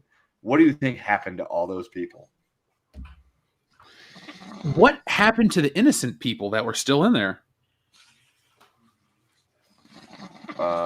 They all got deaded. So we should come up with a theory that Batman... Actually, I don't give a shit. Batman killed people, maybe, or innocent. Think of all the fucking people he saved. That's all I can say. But, I did find the coolest comic that I forgot I bought. It's Batman 89, the comic adaptation, and one page is the comic colored, and the other side is the pencil pages. So it's really neat to see the evolution of the work. So, Kendo, you can get yourself a copy of that. Wait, did you talk about this last week? Did you talk about it last week? Like there was one that you found that was not good that we shouldn't buy? Oh, that's the new Batman 89 comic book that continues the storyline. Oh, okay. Gotcha. The comic I'm talking about is just the one-to-one adaptation of the movie. Okay. Gotcha. But it has, like, in my opinion, it has legendary art because in every panel, Jerry Ordway got the actors' likenesses down. Like, even every time you see Eckhart or Vicky Vale or just somebody, he got them 100%. So I always put that comic in, like, a special tier because it's, painstaking detail. Here, I'll even show one right now. Was Eckhart thinking about the future? Yeah, you can see it on the panel. There's a little word balloon or a little thought bubble, and it's like him with a wife and some kids and shit. Oh, nice. But yeah, I mean, that looks just like boss Carl Grissom right there. Yeah, it does. Yeah, it does. That's Jack Palance getting laid to waste. Oh, yeah. I'm glad he's dead. I'm glad you're dead. Remember that listener? Remember that listener that wanted to get Rip and take a walk off a rooftop like Johnny Gobbs? Yeah, Sills Will. He was a Missouri guy like me. He was fun. I liked that guy. That was a lot of fun. Back in the Wild West days of when we had people on live streams. Yep. Yeah. We'll bring that back, folks. It's just been a scheduling issue. We haven't changed. All right, so let me read a couple more since I did get these out of order. I apologize. Darian217, you are the reason I saw the message and went back, so thank you. 007 Cloud says, can't play Tom Clancy / Ubisoft games anymore. Woke as fuck. For the past few years, all women in their games look like skinny dudes. 007 Whoa, Cloud. the Ruby Rose effect. Kendo, tell us about that fucked up movie you watched the other night. Well, see, here's the thing is, as a movie, it wasn't that bad. The problem is the main bad person was Ruby Rose. And so it's hard to take her seriously as the main villain of the movie. But essentially it was called SAS, The Black Swan or something like that. I don't know. SAS Red Notice. Oh, whatever. But this one was called The Black Swan. Same movie, I think. I don't know. Daisy picked it out. I just watched it. But in order to make up for it, I made her watch Die Hard 2, Predator, and then she wanted to watch Predator 2 because she was like, oh, Predator was fun. I want to watch Predator 2. I was like, I don't think I've ever really watched this other than maybe once 30 years ago. Dude, and Predator I watched 2 it. And it's not great. What? Come on. Predator 2 is fucking awesome, man. Look, I enjoyed Predator 2. I thought Kendo. it was fun, but it's one of those movies that I watched it the one time and I'm like, if I never see this movie again, I'm okay with that. Oh, dude, I love Predator 2 so much. It's so much fun. The thing is that SAS movie, so it had potential to be like really, really good because essentially the story is this group of people is working for the British government. And in order to help this oil pipeline go through, or this gas pipeline go through this like Eastern European country, they got to go in there to intimidate the locals, and they end up just fucking laying to waste all of them. The problem is, because it's modern day, somebody recorded it on their iPhone and put the video on YouTube. So everybody got to see this atrocity and, sort of war crime thing happen. So now Ruby Rose and her family are bad guys and they're being hunted. And in order to clear their names, they like hijack a train on the channel and kill a bunch of innocent people, and then the SAS has to go in and get them. And yeah, it could have been a really good movie if Ruby Rose wasn't the main bad guy person thing, non-binary. Well, there's her fucking haircut. No. You should look at her Instagram now. She looks like the guy from the main singer for Sum 41 right now. Like current day Sum 41 singer, or like 2001 when he still looked normal? Yeah, 2001 when he still looked normal. Drinking in the back of an El Camino. Yep. Yeah. Don't give a shit about nothing. Yeah, it's like they're like blonde spikes. It's pretty gnarly looking. I didn't hate Sum 41. They're big hits. I liked all of them when they were out. I haven't. Yeah, no, they were a fun band. Like a lot of those bands, like a lot of the music is in like every movie that happened during that era as well. So it's really interesting. They're in Spider-Man. Yeah. Yep. So wait, isn't Nickelback in Spider-Man as well? Well, to be fair, it's Chad Kroeger and Josie Scott. And the only reason I separate that isn't because I'm precious about the song. I remember years ago reading how they had to legally stop performing it at concerts because they kept quoting it was a Nickelback song and they were getting in trouble. So that's the only reason I always separate that. They tried to claim it was their song and they got in trouble. Yeah, it's like a hero or something like that is called or whatever. I forget. I remember it playing like a lot on the radio whenever the movie was coming out. So it was everywhere. What I remember back in Cincinnati was the summer of 2002, around the 4th of July. They took that song, they brought it back out, but then they would put like clips of people talking about the soldiers, and it was a very like weird pro-America song, and then it would like cut back into the hero part, and it wiped away the original version. So I don't know if anyone else in the greater Midwest heard that version. Okay, it was a real thing. Then you heard it too. It was a real thing because I remember it too. It was like the hero song, and it was interspliced with like the soldiers going off to Afghanistan and all that stuff. So it was that wasn't just the Simpsons. That was like, I don't know if that was like a cross country thing, but it was definitely a Midwest thing. Okay, because for years I would tell people about it, and they're just like, no. no, I haven't heard of that, or they didn't believe me. They thought I made it up or something. But all right, cool. No, that was a real thing because I remember it. So we have a great question on screen from Dr. Meatball, who's been around forever. He says, "Fuck, Marry, Kill MCU edition: Wanda Maximoff, Hope Van Dyne, or Peggy Milkers Carter."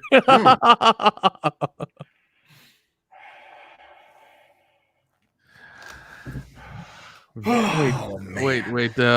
Hope Van Dyne. Who's that? That's the Wasp. Oh, okay. Yeah, fucking kill her. Fuck Wanda and marry Peggy because milkers. I'm gonna fuck Peggy because of milkers. I'm gonna marry Hope Van Dyne because she looks great in that suit. And Fair enough. I'm just gonna have to kill Wanda Maximoff. That's fine. Yeah, I'm gonna kill Wanda Maximoff for safety reasons, but in reality, I would marry Peggy Carter because you want to keep her around. Come on, and if we can control, like, if Wanda Maximoff's not going to go crazy and like snap us out of existence, of course Elizabeth Olsen. But for safety reasons, I'm just going to go with Hope Van Dyne and then kill Wanda Maximoff. Mm-hmm. Yeah, that works too. A little nerdy with my good reason. But 007 Cloud, to jump back to the point you made with the super chat, I try to avoid most entertainment where the women are represented a certain way because the body types that people have glorified or that I enjoy to draw, they're out there. They're on Instagram. They're in the real world. They may not be everybody, but you know what? We're making entertainment. Not everybody has a six-pack like Thor, so true. That's fine. Yeah, but we also don't want to see like our hero with a gut the whole time. It doesn't. It's like they have to be superhuman on every level, and and to make them look like a normal person just kind of like takes away from that from that whole thing.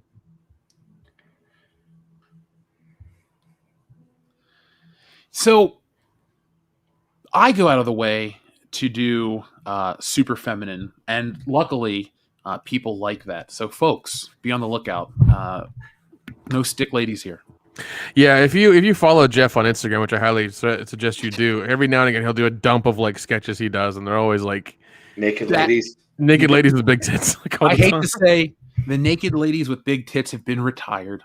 What? Oh, what? It's called. You can come out of retirement. The point is, I'm working on a lot of other projects, so now with the new equipment, I don't warm up the same way that I used to. It doesn't take me. I never needed an hour to get ready to draw, but I would start drawing stuff, and then I'm going to draw her, and then I'm going to draw this thing, and then I'm going to draw that thing. And before you know it, you spend 4 hours just doodling to warm up, and you're like, "Fuck, there goes half my day." The next World Class Bullshitters comic book is going to be us, but we're all going to be naked ladies with big tits. I mean, I can make woke busters nothing but naked ladies with big tits. Jeff's going to be like, you know what? I just feel like doodling. Next thing you know, he's got like a 40-page comic book, and it's our faces, but we're women with big tits. I think that would sell. I don't know how that would do. I need to say some sample work first. Well, I won't draw you like my French girls, but please don't. That'd be really weird. It would be weirder for me. I'm your friend. It's not like I'm enjoying drawing. Yeah, exactly. Exactly. Anyway, let's. Darian217 says, Dion, welcome back. We were watching you while you were sleeping.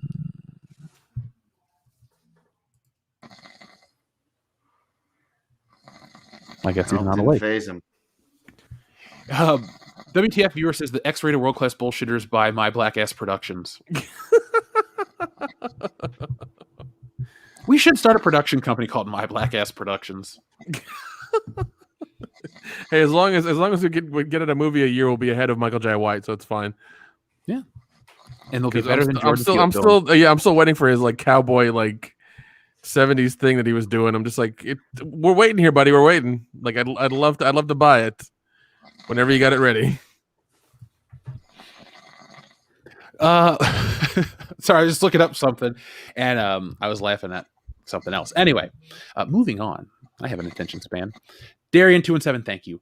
Hold on. He said, play the horse gift for Dion. Well, Dion's asleep, so I'll just play the opening part because it makes me laugh, and then we'll move on. So I have a question for Who you. are you? What are you doing here, and where are my horses? They never answer that question.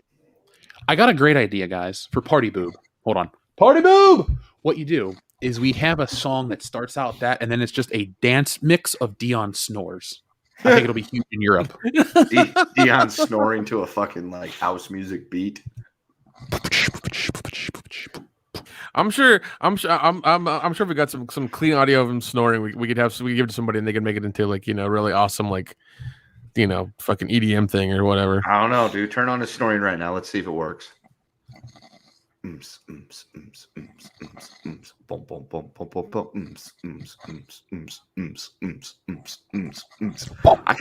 see. Man, I thought we were doing this for real, guys. I was gonna pop the iPad and start a fucking drum beat. Oh god! You're gonna break it. Fucking GarageBand. There you go. Don't make me do it. I fucking will. Suddenly, half our audience just popped ecstasy right now and are like fucking flickering their lights. I mean, they may have done that too. There is a rave at Dragon Con, so I might partake. I'm not sure. Oh, bro, you are such a '90s white kid. I love it. Chase variant action figure, Raver Nick.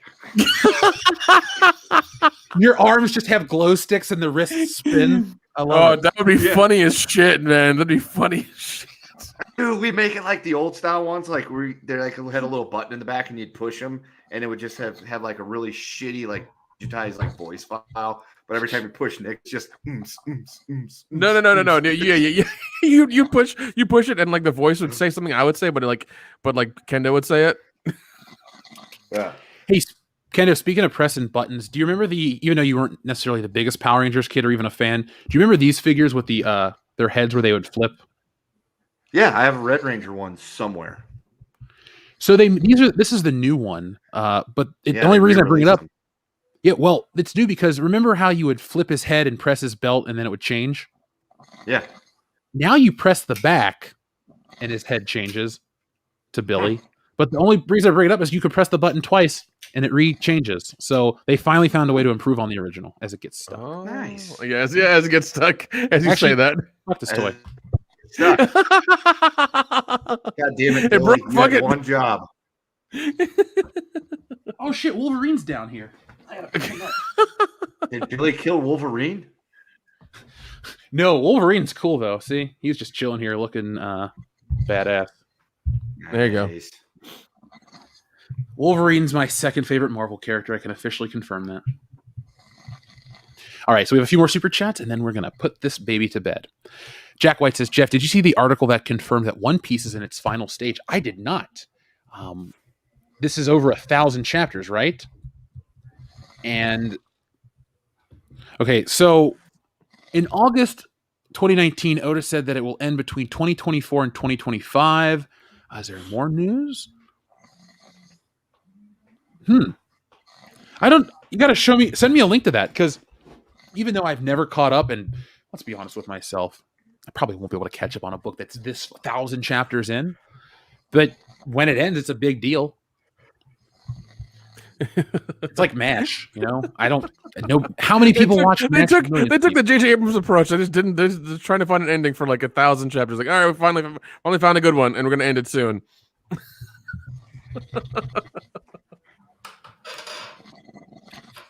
Oh shit. This is just for the next super chat from Jack White. I got something up a little early. Primer says, one's got to go. Star Wars or Indiana Jones. We already read that one, Primer. We picked Star Wars. Broke our heart, Anakin, but not really. Doug Keller, thank you very much. Darking Forever, thank you very much too. So here we are. We're back, caught up almost. Jack White. There we go. He says, you need to watch My Hero Academia already. Guilty, man. Guilty. Guys know. Sometimes it's hard to get in touch with me right now. So, sorry. But Jack White also says, Henry Cavill, he says, you need to watch Yu Yu Hakusho already as well. Again, guilty. Jeez. I won't watch Cowboy Bebop again until I check out more of Yu Yu Hakusho. But I mean, if an opportunity to watch Lupin the Third or Golgo 13 pops up, I'm sorry, those are my favorite. I like those more than most American characters. So, Japanese James Bond, gonna love them. Speaking of James Bond, Jack White, thank you very much. He says Henry Cavill for 007. Now, outside of Anna, that Star Wars girl just squeeing with excitement, we're pretty much on board for Henry Cavill, correct? Yeah, completely. Yeah. If that was if they announced him after Craig, I'd be like, yeah, let's do it. Yep. Hopefully they would get their shit together and make something actually fun. Yeah, fun is the operative word there. That's all I need a James Bond movie to be anymore. Yeah. If you can copy like the Brosnan era, that'd be great. Like just like those kind of movies where they were fun and ridiculous and over the top. That's all we need. Just those. Mm-hmm. The crazy parts about some of the Brosnan movies are, while they are over the top, certain pieces of technology have evolved to the point where a guy like Elliot Carver, that's the thing I've said since the inception of the show. Elliot Carver is not this terrible James Bond villain. He was oddly ahead of his time, and he's essentially like a bastardized version of like a William Randolph Hearst mixed with Elon Musk mixed with Jeff Bezos. And as we have real life futurists, put it like this, folks. If we lived in a comic book world, Jeff Bezos and Elon Musk would be supervillains. They'd be like Lex Luthor. Instead of going to the moon or going to space to dick measure with Richard Branson, they'd go to the moon to put a laser in and, ransom the earth for $150 trillion or some shit. And they're like, Jeff, you make that much in a week. Shut the fuck up. And he's like, dude, I want to control Earth. So all of these guys are essentially real life supervillains. Speaking of Charles of Virgin Galactic or whatever, apparently they deviated from their path for 1 minute, and now the FAA or whatever it is, some agency got mad at them about it, and I'm just like, they were in space, like you're getting fucking mad because they deviated for a whole 60 seconds. Yeah, they got back on course. Who got hurt in that minute, Nick? The children. Nobody got hurt. Apparently somebody's staring at the screen and saw two dots coming together real close and was like, and then they corrected course and everything was fine. So not a problem. Not a problem. When do you think we'll get another space casualty? A space casualty? It's sad to say. I mean, it might be sooner than later because they're constantly reporting about the International Space Station falling apart and finding holes, and the Russian side is older than the rest of it, and they're having problems with keeping up their stuff too. I mean, there's talk about getting the International Space Station out of space here very soon, and then putting up a lot of private facilities and actually doing manufacturing in space in those private facilities. So. The next 10 years is going to be really interesting for sure. Definitely. Yeah, man. Adam Walford, thank you very much for your generous super chat, and thank you as always. He says, so Wendy's and Sonic ice cream machines and only licensed repairmen can work on it. But if employees of the two companies invoid the warranty, the food company gets funded $5,000 to $10,000. Yeah. That's crazy. Yeah, that's okay. So I used to work in fast food. I hated it. When I was in high school, so it was whatever. Everybody hates the job. It was cool to hate your job back then. But long story short, these ice cream machines, these milkshake machines aren't that difficult. That's why I was so fascinated with the story of why they're always down and that it's, becoming a thing, because I'm working, as a high schooler, taking these machines apart at night. All you do is you emptied it out, then you ran the wash cycle with the cleaner and the hot water. And then after that, you drained it a couple times, and then you fucking took the internal pieces out, were 5 pieces, and then you put it in a bucket, in sanitizer, in the freezer at night. And that was it. It was so fucking easy. It literally took 10 minutes. That's why, when everyone's like, oh, they're always down or they're broken, as a guy who worked on it, I never understood that. So I knew there had to be more to the story. And McDonald's is a lot like Disney. These big companies have a lot of really weird rules that when you learn more about them, I don't know. It makes you like them less. Yeah. Yes, Naked Fame. I see you talking about Swordfish. Yeah, I saw that movie. Swordfish was so much fun. So much fun. Dude, I got my mom to take me to see that movie as a kid. Oh God, really? That's fucking awkward. That is fucking awkward. Yeah, whatever. That is so awkward. It was weird. Don Cheadle. Yeah, my mom and Don Cheadle. It's just uncomfortable. Okay. Oh, okay. She is. I'm joking. Adam Walford again, thank you very much. He says, here in Oklahoma, Every radio station was playing it. Country music radio stations, pop music stations, classic music stations, they would play it a lot. Now that's in terms of the hero Spider-Man 9/11 America mix, whatever we would call it. I might actually look it up on YouTube afterwards. Take a trip down memory lane. Oh God, I don't know if I want to do that. I wasn't gonna. I was gonna go eat my leftover Chinese food and probably play video games for a couple hours tonight. There you go. Now, Jack White, I'm glad you sent this message about Oda. I'm not here to compare, but he says, which women look better, Jeff's or Oda's?